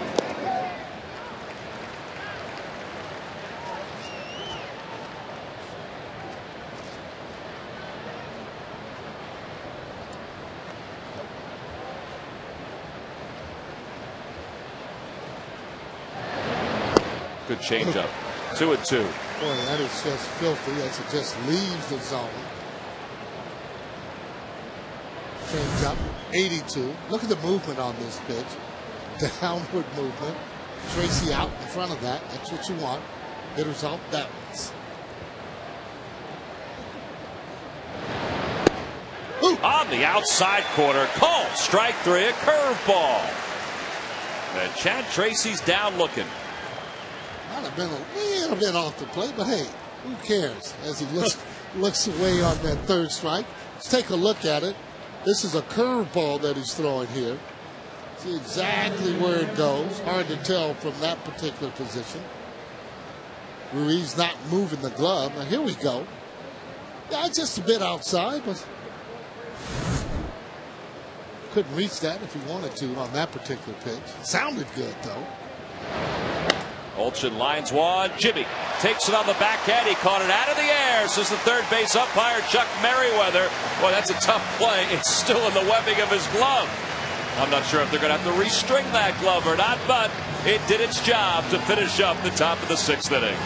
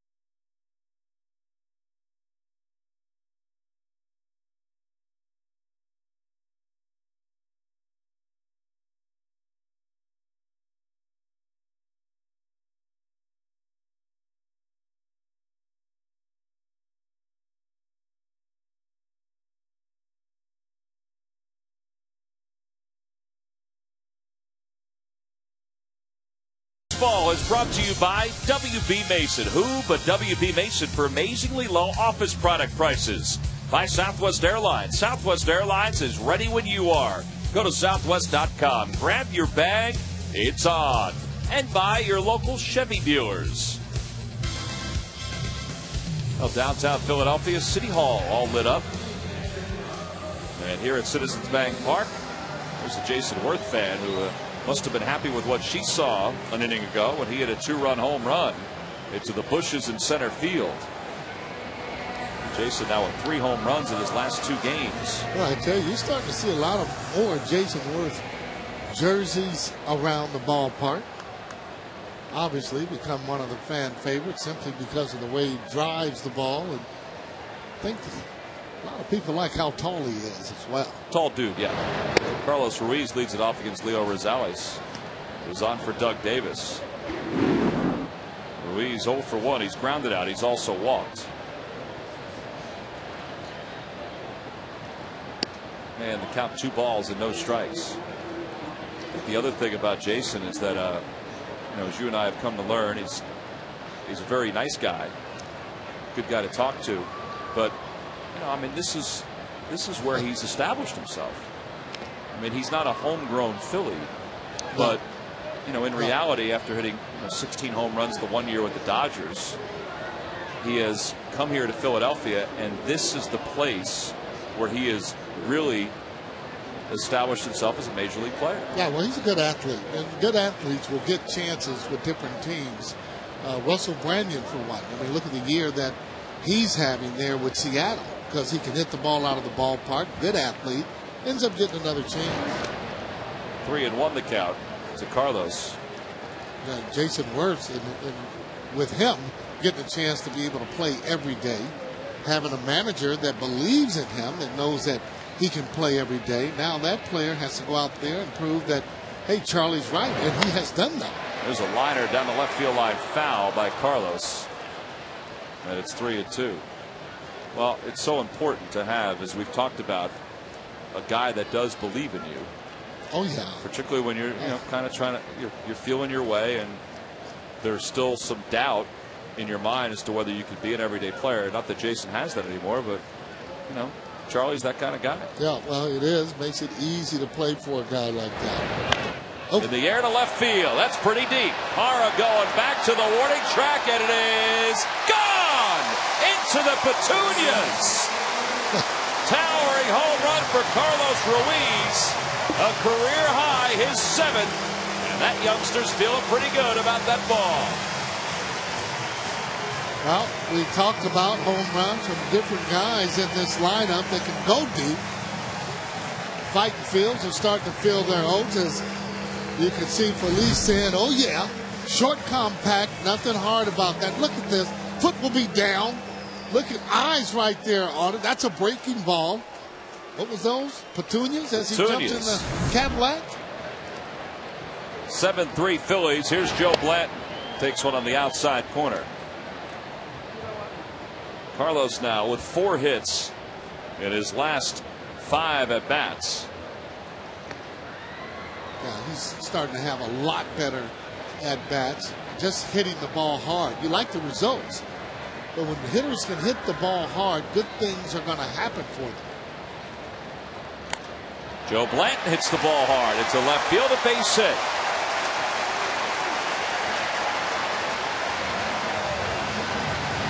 Well, I'm telling you, these pitchers are doing a pretty good job of swinging the bat, getting hits themselves. See smiles there with J.A. Happ.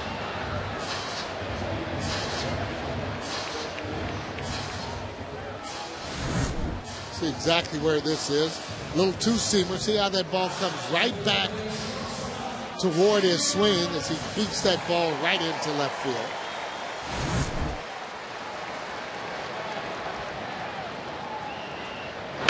Jimmy lines one foul into the seats. And it's no balls and 1 strike.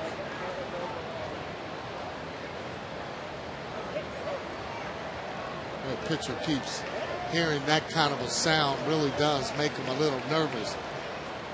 And those are loud sounds by that bat.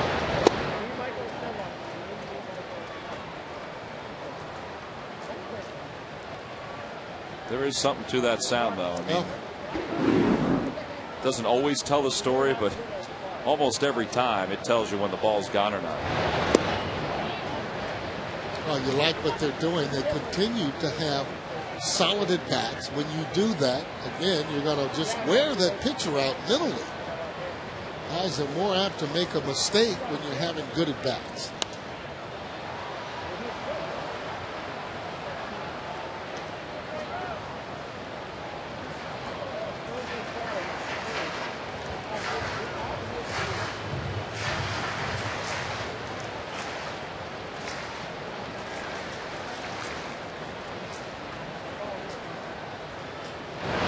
Jimmy hits it hard right past Blanton into right field. Joe will stop at second base. Runners on first and second now with nobody out here in the bottom of the 6th inning. Well, tonight's Jewish Heritage Night here at the ballpark. Well, Wednesday, September 2nd at 7:05 when the Phillies take on the Giants. A Latino family celebration. That's right. It's brought to you by Goya. Goya and Toyota are again teaming up to help fill abundance. On the 2nd, your donated Goya products will be matched by Goya for donation to Fill Abundance. You can order your tickets now by getting on the computer, type it in Phillies.com. You can make your purchase for all 3 games of that series. Probably hear a lot of this music that night. Daniel Schlereth is up and loosening in the pen for the Diamondbacks. Schlereth pitched in game 1 of this series. Clay Zavada pitched in last night's ball game. The 2 lefties for Arizona. Here's Shane Victorino. Nobody out, 2 runners on, 1 run across. And it's over for a strike. Well, you see right away he came in and threw an off-speed pitch. 3 balls have been hit hard off of him so far. Coming in, throwing a little kerosene there on the fire.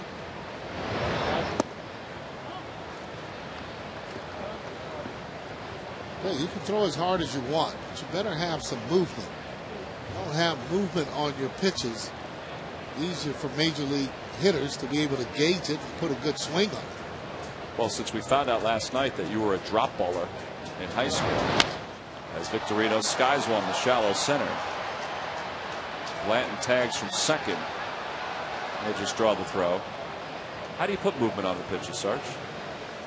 Well, a lot of times, Gaylord Perry in his case, he had a little substance I was on say, the ball. How do you legally put movement on the ball? You know what? I think for me, again, it's positioning of their hands.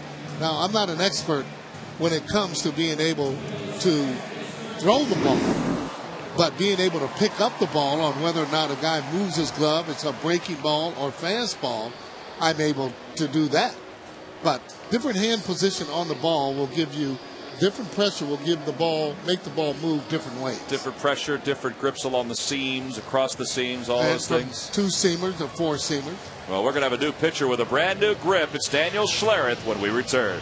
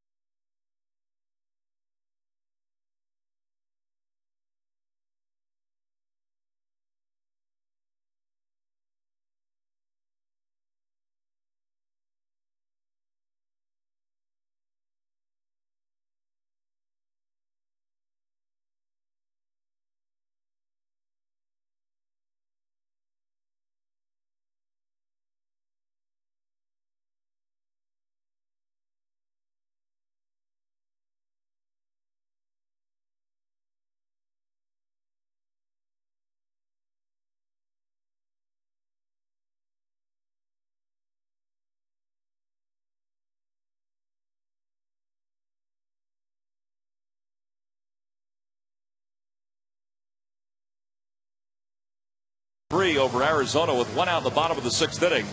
And the Diamondbacks have dipped back into their bullpen to bring out Daniel Schlereth, their former #1 pick from a year ago. This is the second time he's appeared in a game in this series. 10th game overall, no wins, 2 losses, a 5.87 earned run average. In game 1 of this series, Schlereth pitched a scoreless inning for A.J. Hinch. A.J. Hinch's team, before this road trip began, they were playing some pretty good baseball. They were over the 500 mark since the All-Star break, but they lost the start of this 10-game road trip in Atlanta on Monday and the first 2 games of the series here in Philadelphia. And now they trail this one 7-3 here at the bottom of the 6th inning. They were starting to feel pretty good about some of the things that they had done, but now they've hit a buzzsaw here in the National League East. Well, when you have a lot of young players on your team, you're going to go through some growing pains, meaning that, again, just the same way that Roberts did in throwing the ball to the wrong positions, I should say Reynolds. It's not that they're not going to be good players or pretty good players even now, but, this is the major leagues. Hard to learn when you're up here trying to win ball games. Now, that's not a bad record considering where they were before the 3rd of July. 23-18 since the 4th, but they've lost 3 straight. So they started this road trip, 8 games over 500. And one of their best pitchers are out for the season there, Mr. Webb. One of the count to Chase Utley. That was some petrol right there, getting that fastball at 94.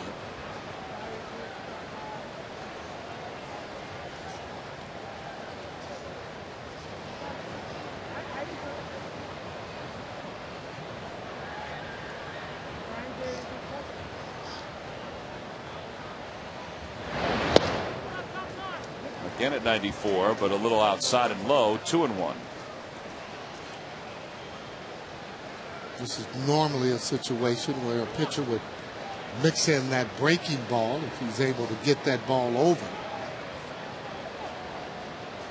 Jake, more than likely, should be sitting right there on that fastball. See if he throws a breaking ball, if he's able to get it over. Ooh. Try to check his swing on that fastball, but Chuck Merriweather says he went around. And it's 2-2. Come on, Chuck. Let's take a look at this again. I don't know, Tom, what do you think? I didn't think he went around. His body started, his body went around, but I thought he held the bat.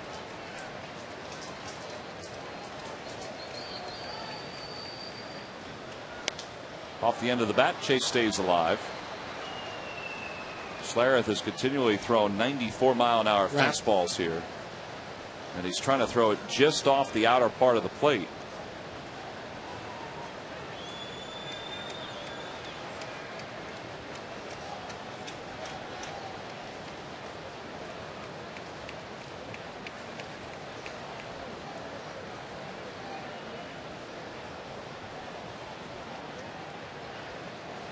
Chase lines it toward right center. That's going to be in for a base hit. Blanton's around third. He's headed home. He's going to score. Utley held up. Now he goes to second, and the Phillies lead it 8-3. Oh boy, you want to see textbook base running? Take a look at Chase Utley coming around the bag as he stops a little, reads the throw, and then proceeds on to second base, looking to see where the throw is going to go. Should have actually gone in to second base, but when you throw the ball from the outfield and just throw the ball back in and don't know where it's going, base runners will take extra bases. 79th RBI for Chase. Now watch Chase as he comes around the bag. Now he sees the play, kind of holding up a little bit now. Now you see how he hesitates. Now he goes because he sees where the ball is as it's coming in, a wide up second base. Ryan Howard in the air to straightaway center field. That's going to be long gone. Wow! Into the Diamondbacks bullpen. A titanic shot by Ryan Howard, and he has just blown this ball game and this ballpark wide open. Wow! I mean, you talking about a bomb right here. Talked about it before. You reach out there on that mound, 60 feet 6 inches, throwing nothing but fastballs to this club, you are going to get hurt, and that's just what's going to happen. They are a fastball hitting club. You can see J-Roll. I can't hardly believe that as he smokes the ball, jumping in the Cadillac. It's about a long way to get that ball. Jason Worth takes one low. Well, he's hit some long ones. I mean, there's no doubt about it. He's hit some over the batter's eye. He's hit some into the third deck in right. That was a line drive, and that was a long drive. Right. Into that bullpen, and so he comes in. That's what usually happens to him. You can see him say, hey, man, my bad. Didn't really mean to do that. More of a little frustration than anything else. Not on purpose. Man, I never had a pitcher tell me my bad as he dropped me down. Does that make it better? Well, it makes it look like the error to be playing in for me.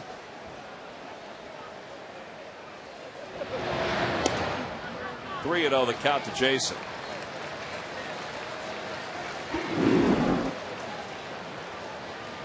Well, 11-3 here. Again, for me, not the time to be swinging 3-0. See what Jason does, however. He takes it for a strike. It's 3-1.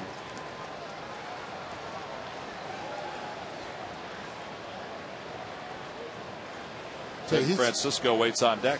He's going to remember that home run for a long time. I mean, the sound of it was just deafening, the way that Howard hit the ball. I have to admit that as I watched it, and sometimes you do get caught watching it as a fan, I was wondering if it was going to break up those folks on Ashburn Alley above the Diamondbacks bullpen. Let's listen in.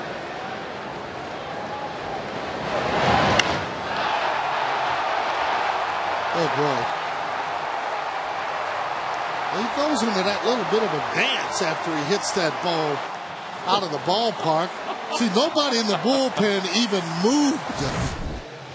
They end up moving and somebody sees you out there, they're going to think that you want to come in and maybe do a little pitching yourself. Them guys are out there trying to do a little bit of hiding. That's strong, boy.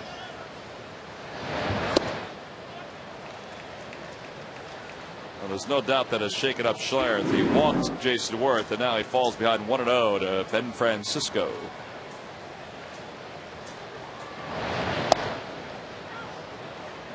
By the way, that's 99 RBIs now for Ryan.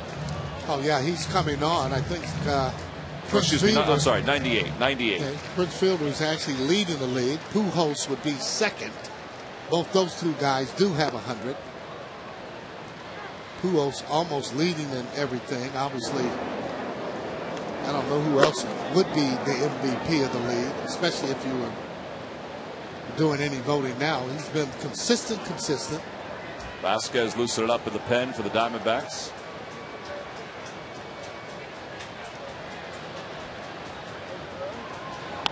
Francisco to shortstop. Drew on the backhand. He'll get one, and that's it. Sarge, I agree with you. I think right now, the way the Cardinals are playing, it's difficult to put anybody else in his category. I mean, it might change as September rolls in. As we saw last year, there was some debate because Ryan had such a good September. But, you know, you'll be hard-pressed to find somebody that's been able to do what Pujols has been able to do. And, you know, maybe Ryan's back in that conversation in September. We'll see. Well, that's the way he usually does. He starts getting hot in September, starting a little bit earlier, however, here in August, but he continues to hit the ball hard. Francisco on first with the count 1 ball and no strikes.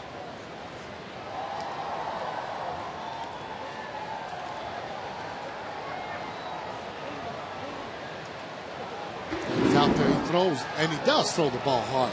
But again, you got to have some location, and more importantly, you got to have some movement.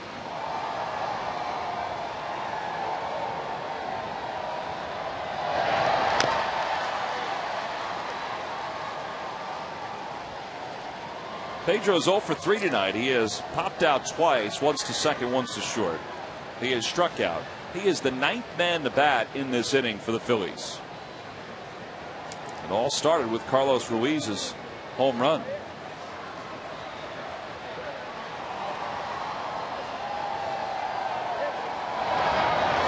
2-1 the count to Pedro. Well, sometimes when you look at the club and they're struggling offensively, you almost kind of wonder how they even have won any games. But then when they start hitting the ball the way that they do, you go like, man, how do they ever lose any ball games? I think A.J. Hinch is thinking that right now. Toward third. Big hop for Reynolds. And the inning is over. The Phillies, though, send 9 men to the plate in the inning. They get a couple more home runs. The big one, a big blow by the big man. A 3-run shot.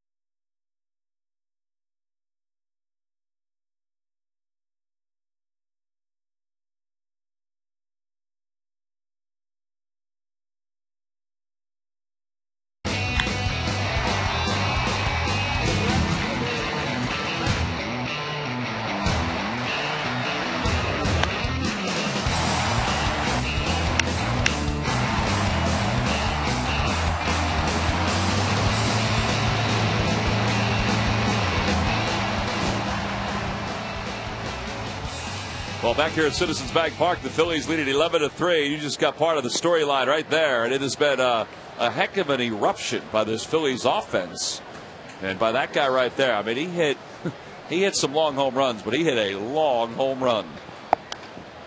And there's Joe Blanton trying to do it, a kick save at a beauty, but it goes under his foot. Chase Utley's there, makes a nice play. Well, that home run, the Ryan Howard has kind of just topped everything off here tonight. As we look at the Verizon Wireless game summary, Jason Worth with yet another long ball tonight, his 28th, adding to his career high, 4th in this series. Carlos Ruiz has hit his career high 7th, and Ryan Howard hit one. The sound of that thing made was unbelievable. 455 feet, they measure it, into the bullpen of the Arizona Diamondbacks by Ryan Howard. Jason Worth having another big night, and it's hard to believe this game was 3-3 at one time. Yeah, I mean 3-3 going into the bottom of the 4th inning. And meanwhile, with all of that said, you can't discount what Joe Blanton's done tonight. I mean, he's battled, and he still has a low pitch count as Josh Weitzel pinch hits here. Well, he got into a weird inning when he gave up those 3 runs. You know, one ball, one caught in the outfield, another one sliced away from Francisco. You know, he gave up 3 runs in that inning, but after that he hasn't done anything, and of course they've been pouring it on ever since. Well, 2-1 the count. There's Blanton's line. 9 hits, but only 1 hit over the last 3 innings. And it's 3-1 to Weitzel. And he's out there running the bases last inning on a night like this. That couldn't be good for him. Although this guy is in great shape. He really works hard. Everybody tells you that around the ball club, how hard Joe Blanton works. Off the end of the bat to center field. Here comes Victorino. Well, these lucky fans are tonight's Citizens 7. They will each receive a prize pack courtesy of Citizens Bank. Citizens Bank with the most 7-day branches in the Philadelphia area. To find a branch near you, visit citizensbank.com. 2 outs here at the top of the 7th. Phillies lead at 11-3. Out on Ashburn Alley. There's a whole lot going on out there as this game continues along. There are a lot of people out there tonight. I mean, not that that's any different than any other night, but it's crowded out there. At Bud Light rooftop, there's a lot of folks up there too. Bleachers out in right center field under the Liberty Bell. That little guy is playing patty cake with his mom's face. I mean, there's a lot going on. All ages. 2-1 the count to Drew. Now, this will be the 53rd sellout of the year in Philadelphia.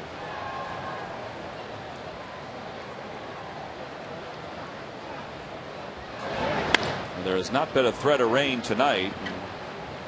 That's the good news.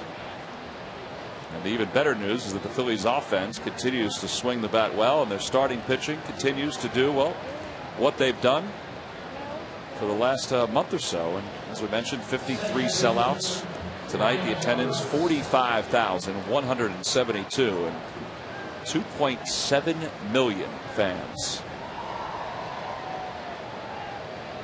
Well, they get their money's worth here a lot of nights because this team is very entertaining. Here's Ryan Roberts. He's 2 for 3. You know, that obviously they haven't been that good at home, but as far as their 1-loss record goes, they're starting to pick that up again. After dropping back to 500, have a chance now to be 3 over.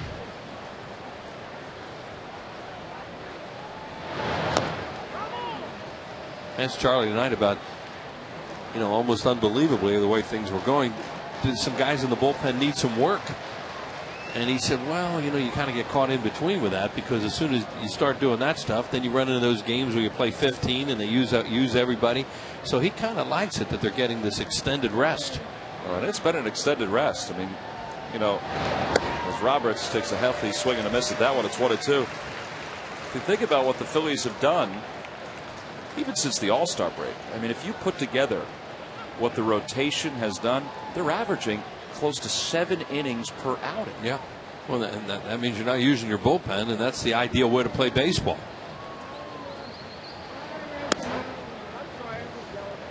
because sure enough, as soon as you start thinking about how great everything is, then you'll play.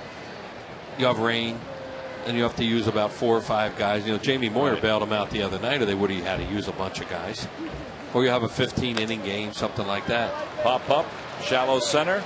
Victorino waits, and Joe Blanton has thrown 7 innings once again for the Phillies. He'll walk off with an 8-run lead as we go to the bottom of the 7th.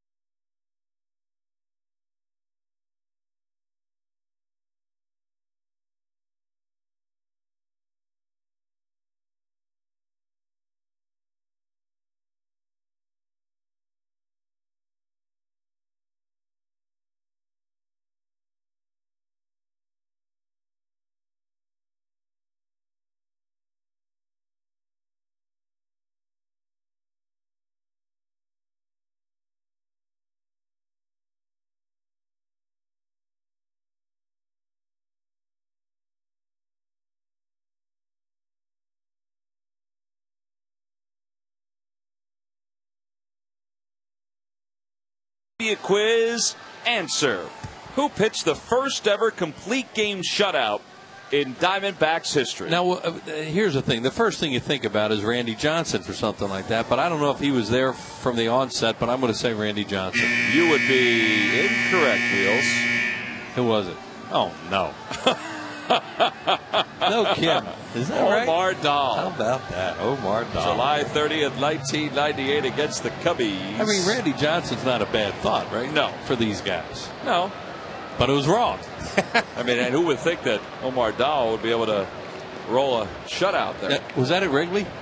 I don't have the answer. I just looked at that real quick, and I got a 50-50 chance. I'll say no. Okay. Log back on to Phillies.com. Find out if you're the winner of Phillies prize pack. And thank you for playing Dodge Stump the Fans. Vasquez, the new pitcher for the Arizona Diamondbacks. He'll face Carlos Ruiz here in the bottom of the 7th inning. Saw Vasquez when the Phillies were in Phoenix earlier this season. Yeah, the count 1 ball and 1 strike to him. Phillies amazingly with a chance to go 20 games over 500 tonight. If they win this ball game, they have a nice lead.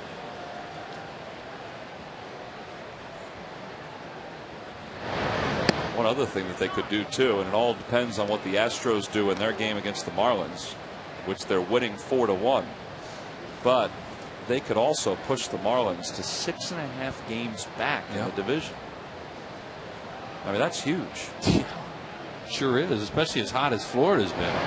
Phillies have had to win a lot of games, so they had a 5-1 road trip, and they're hoping to have a 3-0 homestand here for a nice little 8 out of 9 after being swept by Florida that weekend here. Carlos homered his last time up. He's 1 for 2 tonight. You talk about the Mets releasing Hernandez. We haven't talked about that yet. Tim Redding will start on Saturday for the Mets. And evidently Gary Sheffield pulled himself out of the lineup tonight up there. Well, he said the other day that he thinks he'll be gone before the 30th, before the end of this month. Well, he just got his wish probably if he yanked himself. Now we don't know. We're just getting second hand on that, but come on. Evidently wanted a new contract. Is what we were told.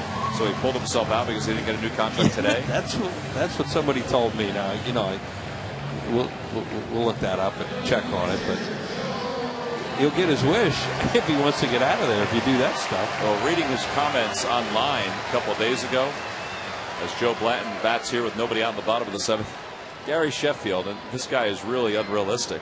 Really? Said that if he were with the Yankees this year, he'd have 50 home runs. He's a pull hitter. He's not one of those left-handed hitters that hit those pop-ups out of there. What's he talking about? That is delusional. Yeah. Now, if he were left-handed, maybe 25. I guess. But not 50. 50. Nobody's hitting 50 anymore, Gary.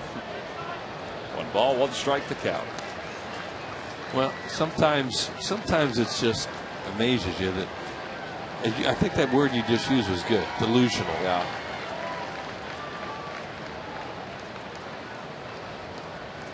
One and one the count to Blanton, who singled and scored his last time up. He's still hacking away. I think Joe would just want to strike out and sit down, but he's so competitive. This guy doesn't look like it. You know, when you're around him and know what he's like and talk to his teammates and the coaches about him, he's a guy that really wants to get after your throat when he's out there.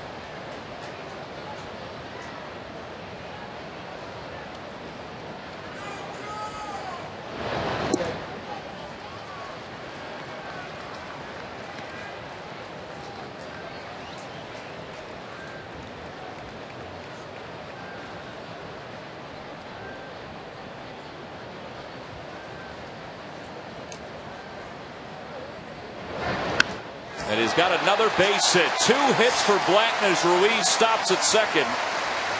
That's why he's still hacking. Well, you know what, Trav? He doesn't want Cliff Lee to outdo him. I mean, Lee had a look at he almost smiled. That little bit of a. Hey.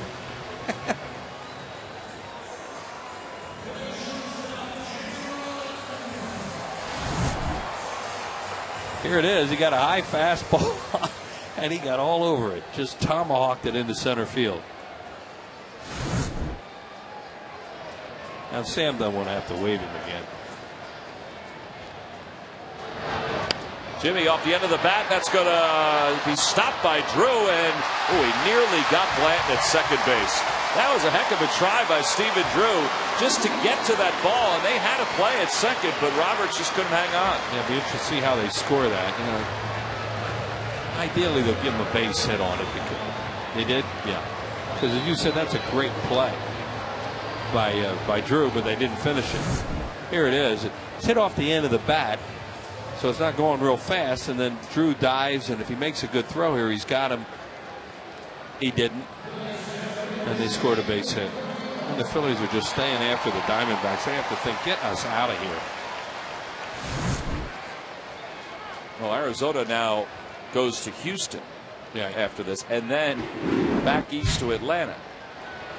No, I'm sorry. They go to San Francisco. San Francisco, right. Yeah. They already played Atlanta. I only know that because I was talking to somebody from the organization a while ago, and they said that. Hughes shot to third. Reynolds will step on the third base bag. That's all they'll get. A run scores. It's 12-3. That's really all that Reynolds could do because the ball wasn't hit that hard. I don't know if he would have gotten Rollins at second, but the most important thing was to try to get one of the lead runners, and that was Blanton. So an RBI for Victorino, his 54th of the year.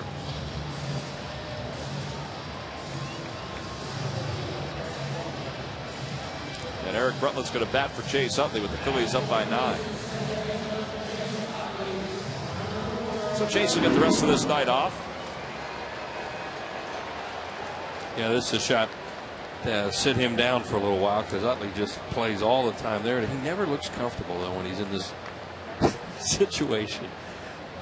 You know, he wants to play all the time. You know he's not happy about this, but it's a good thing to do.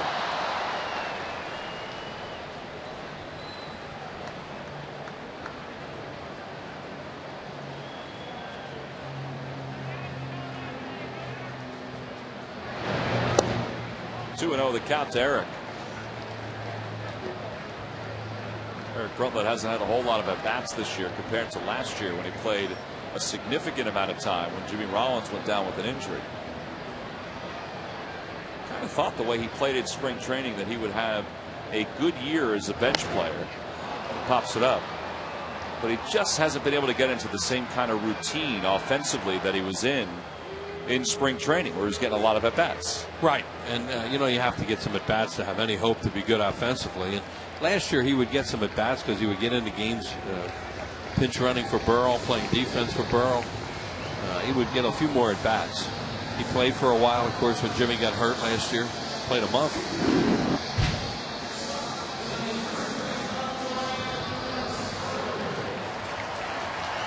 So Brutlett's retired. Jimmy remains at second base. And Victorino at first. And here is Ryan Howard. Ryan with 4 RBIs tonight, 98 on the year. 3 runs scored, 77 of those. And he's also blasted. And here it is, his 32nd home run of the year. We've seen him hit a lot of them, but this was one of his all-timers.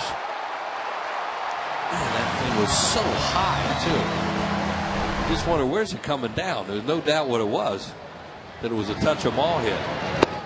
He's getting change-ups now from this guy. Well, Ryan is on the verge of his 4th straight 100 RBI season. Well, he's hot right now, too. He sure is. When he gets hot, he hits homers. That's the pitch. He knows, everybody knows if he stays off it, then they have to come down a little bit. And that's when he gets dangerous with balls down in the strike zone.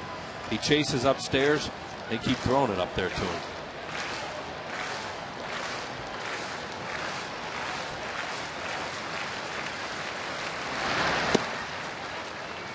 That home run tonight for Ryan, and this is what Wheels was talking about how hot he's been.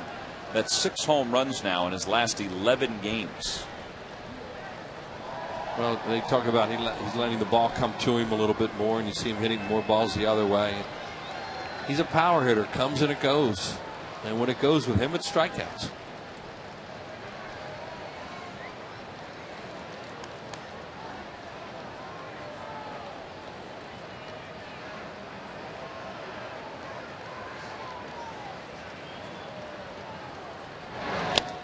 Off the end of the bat. A flare down the left field line. Here comes Parra on the run, and he makes the catch. And the inning is over. Phillies do get a run, though, on the ground out by Victorino. Time for the 8th with the Phillies up by 9.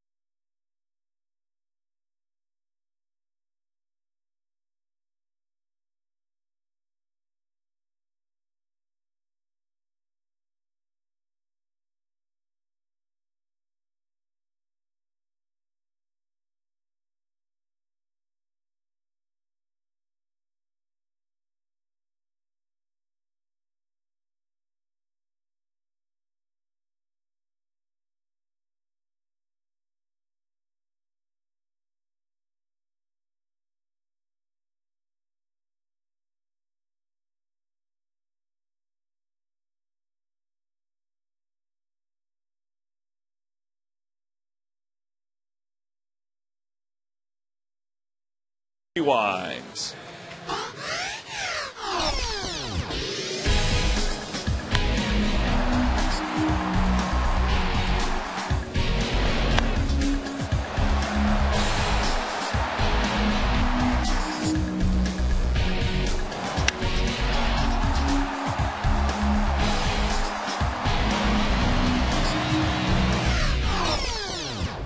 AT&T, the nation's fastest 3G network. AT&T, your world delivered. Well, Joe Blanton goes to work here at the top of the 8th inning. It has been Jewish Heritage Night here at the ballpark. A lot of festivities before the ball game, even during the game with the Fanatic. And that home run by Ryan Howard would have made arguably the greatest ball player who had Jewish heritage proud, Hank Greenberg. Boy, that was a long home run by Ryan Howard. There's a pop up down the left field line. Francisco on the run. So is J-Roll, and Francisco makes the call on the catch. One away. Phillies baseball is brought to you by Geico. 15 minutes could save you 15% or more on your car insurance. Visit us at geico.com or call 800-947-AUTO. By Dodge. Live strong, live bold, live now. Dodge. Grab life. And by McDonald's. Introducing new Angus burgers made with juicy 100% Angus beef. Available with premium toppings in 3 varieties for just $3.99. McDonald's. I'm loving it. One out now for Augie Ojeda, who will pinch hit for Mark Reynolds, whose night is done. Ojeda on the year hitting .234 with a home run and 7 RBIs.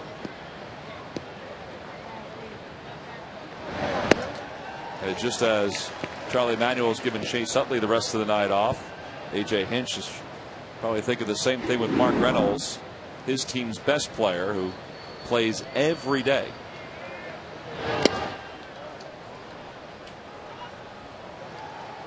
Blanton here in the 8th inning with only 91 pitches. That's why he's still out there with a 12-3 lead. It's not like he's been laboring tonight. Another pop up. He's got a lot of these tonight. Ryan Howard with a long run, and that's the second out. So 2 outs. Hey, the Phillies will wrap up this regular season. And who knows if this is going to be a big series or not. Either way, it's going to be an exciting series because the Marlins are here Friday, October 2nd. The 2 night games, the 2nd and 3rd, there's still tickets available. So log on to Phillies.com. Make your purchase today. Fan Appreciation Day is already sold out. Again, the Phillies and the Marlins. Don't delay. There are limited seats still available for that series against Florida. 2 outs for Miguel Montero, who's 1 for 3. And speaking of the Florida Marlins, on our Toyota Major League scoreboard, they're in the top of the 6th in Houston, and the Astros lead at 4-1. Astros just had the bases loaded with 1 out and didn't get anything. Josh Johnson pitching that game tonight for Florida at a 1-0 lead. Well, he's out, and Wandy Rodriguez, I believe, is pitching for the Astros. Yes, in that ballgame. Wandy Rodriguez was the pitcher. And listen to that game on the way home last night, and then watch the end of it with Valverde's unbelievable act that he put on. He had 2 outs and nobody on base on the 9th inning. 6-3, Marlins leading it, or trailing. He walked 2, hit a guy, bases loaded now, and then it was like a 14 or 15 pitch at bat to Coughlin before he finally got him out. He threw 40-some pitches in 1 inning. That's what Joe Blanton's done here tonight. There's a distribution of his outs. He is a fly ball pitcher. Called strike 3 right on the inside part of the plate. Montero's down looking. He doesn't think so, but Big Joe Blanton has a 1-2-3 8th inning. A little bit of pitching here by Joe. That one came right back over the inside corner.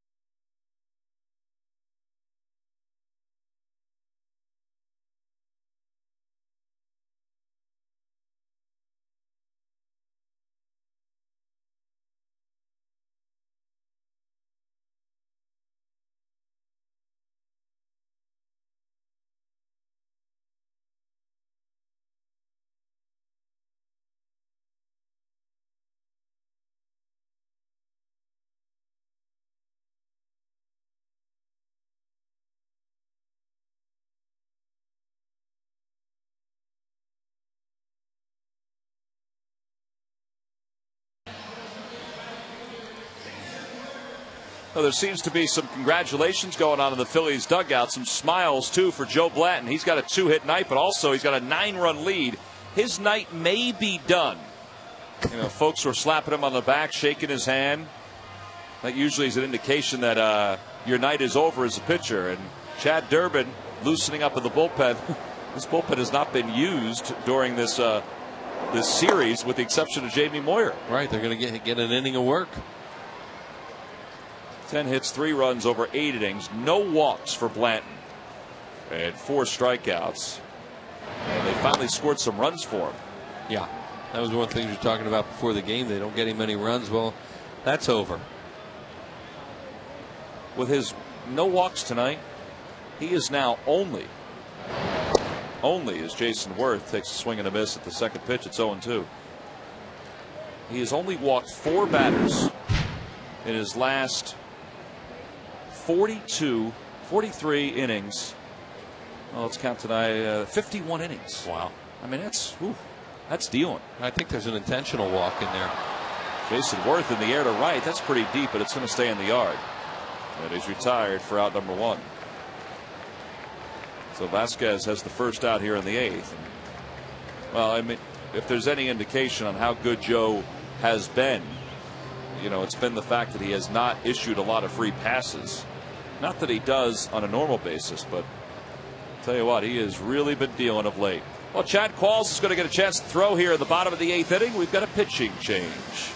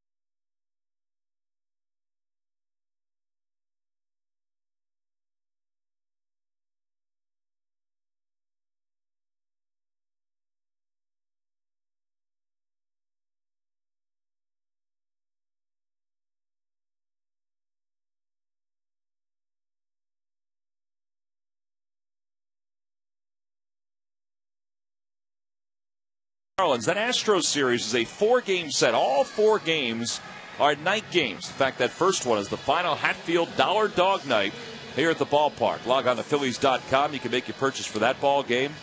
All 4 games of that series and any of the games left in the month of September. And you can do it anytime at Phillies.com. Bottom of the 8th inning, 1 out. Chad Qualls, the closer for the Arizona Diamondbacks, is going to get some work here. He has not pitched in this series. The Phillies have won the first 2 games. 48th game for Qualls. 2-1 with a 3.51 ERA. And the reason the Phillies or the Diamondbacks have not used their closer in this series is because the Phillies have outscored the Diamondbacks 25-5 in this series. Wow. Yeah, this game looked like, you win the first 2 and then you give up those 3 runs and they're a little bit sloppy in that inning. You thought, well, maybe Arizona's back in this one. It's going to be tough. Davis had started to settle down, and boy, all of a sudden they just hit teams with crooked numbers when they're hot like they are right now. A crooked number in the first, and then crooked in the 5th and the 6th, and they added 1 more in the 7th. And they don't score just 1 when they get it going. In fact, A.J. Hinch said that about last night. He says that's what you try to keep this lineup from doing, meaning the Phillies lineup is hitting you with a big inning. That wasn't a very good play. No. The If you can't get it, you don't reach for it. You don't have to tell me that.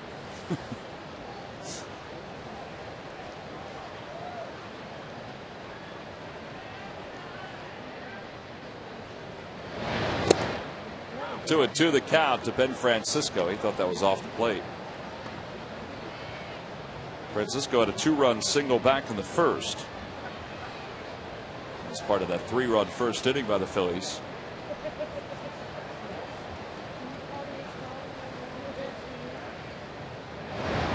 Got him. Breaking ball from Qualls. 2 outs. You know, there was some thought too that the Diamondbacks would deal Qualls before that July 31st trade deadline. Yeah, he's a pretty good pitcher, and he's a valuable pitcher too in a club because he pitches a lot.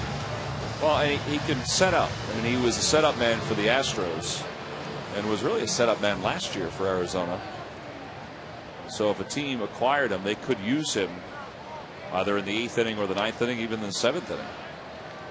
Pedro Feliz the batter. Pedro's 0 for 4.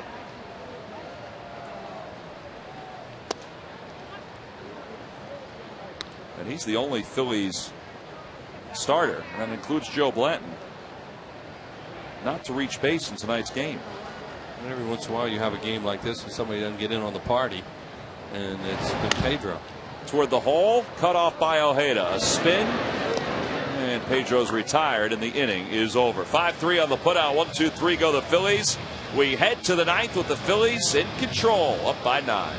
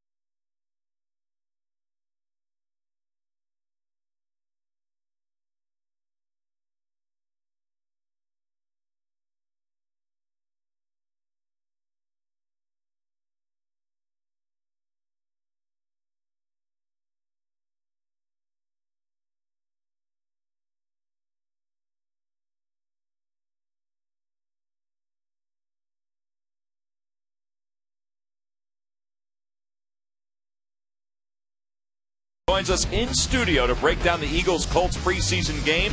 And Derek Gunn reports from Indy after the Eagles preseason game against the Colts. All the news Philly fans need to know after the ballgame, only on Comcast Sportsnet. Chad Durbin will come on to try to finish this one off for the Phillies. 46th game.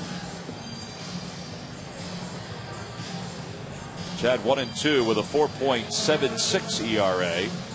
Joe Blanton went 8 innings, scattered 10 hits, that is, 3 runs, no walks in this outing. He pitched really well tonight, and he's in line for his 8th win. And this is only the 2nd time in this series that Charlie Manuel has had to dip into his bullpen. First night it was Jamie Moyer who pitched 6 scoreless innings. Cliff Lee pitched a complete game last night, and now Joe Blanton. Well, Joe probably could have pitched a complete game tonight, the way things were rolling. For the bullpen, gets some work here. Chad Durbin gets some work, and Chad Tracy takes a pitch for a strike.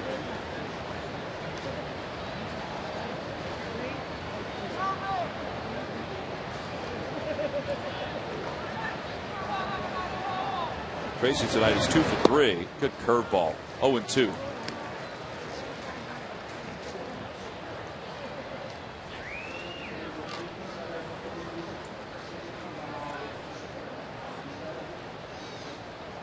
97 pitches for Joe Blanton officially. For 8 innings, yeah. I'm sure he could have gone another one if if it were necessary, and it's certainly not. Strikeout for Durbin. The putout goes 2-3.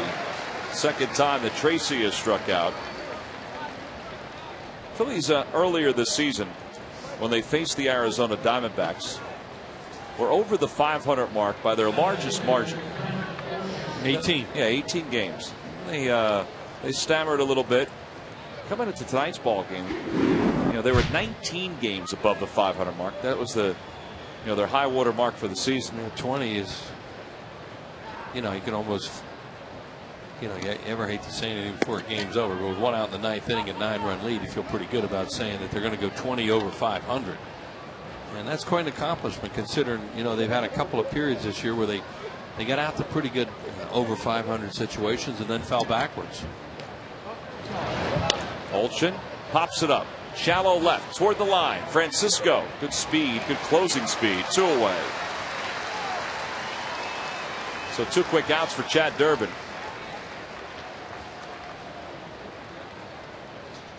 Chad on the disabled list for a few weeks with a strained muscle. He was trying to explain it to me. It sounded like it was more than one muscle that was strained, in his back. And he said, one part of his body was bothering him, then the other part started bothering him more, and then it got to the point where he just needed to go on the DL. Miguel Montero, Alex Romero takes the pitch outside. It's 1 ball and 1 strike. Hey, this game will encore tonight at 10:30 and tomorrow at 6 a.m. on the Comcast Network. 2 balls, 1 strike to count to Romero. He's 1 for 3. An RBI single, a pop out, and a ground out. On the outside corner. That's a little paint right there. It's 2-2. So the final strike, the final out of the night.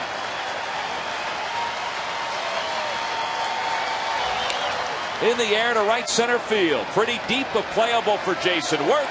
And the Phillies have gone 20 games over the 500 mark here in 2009. Bring out the brooms. They have just swept out the Arizona Diamondbacks, and they did it with an onslaught of offense and some outstanding starting pitching as they win the final game of this series in convincing fashion. Boy, oh boy, what a turnaround.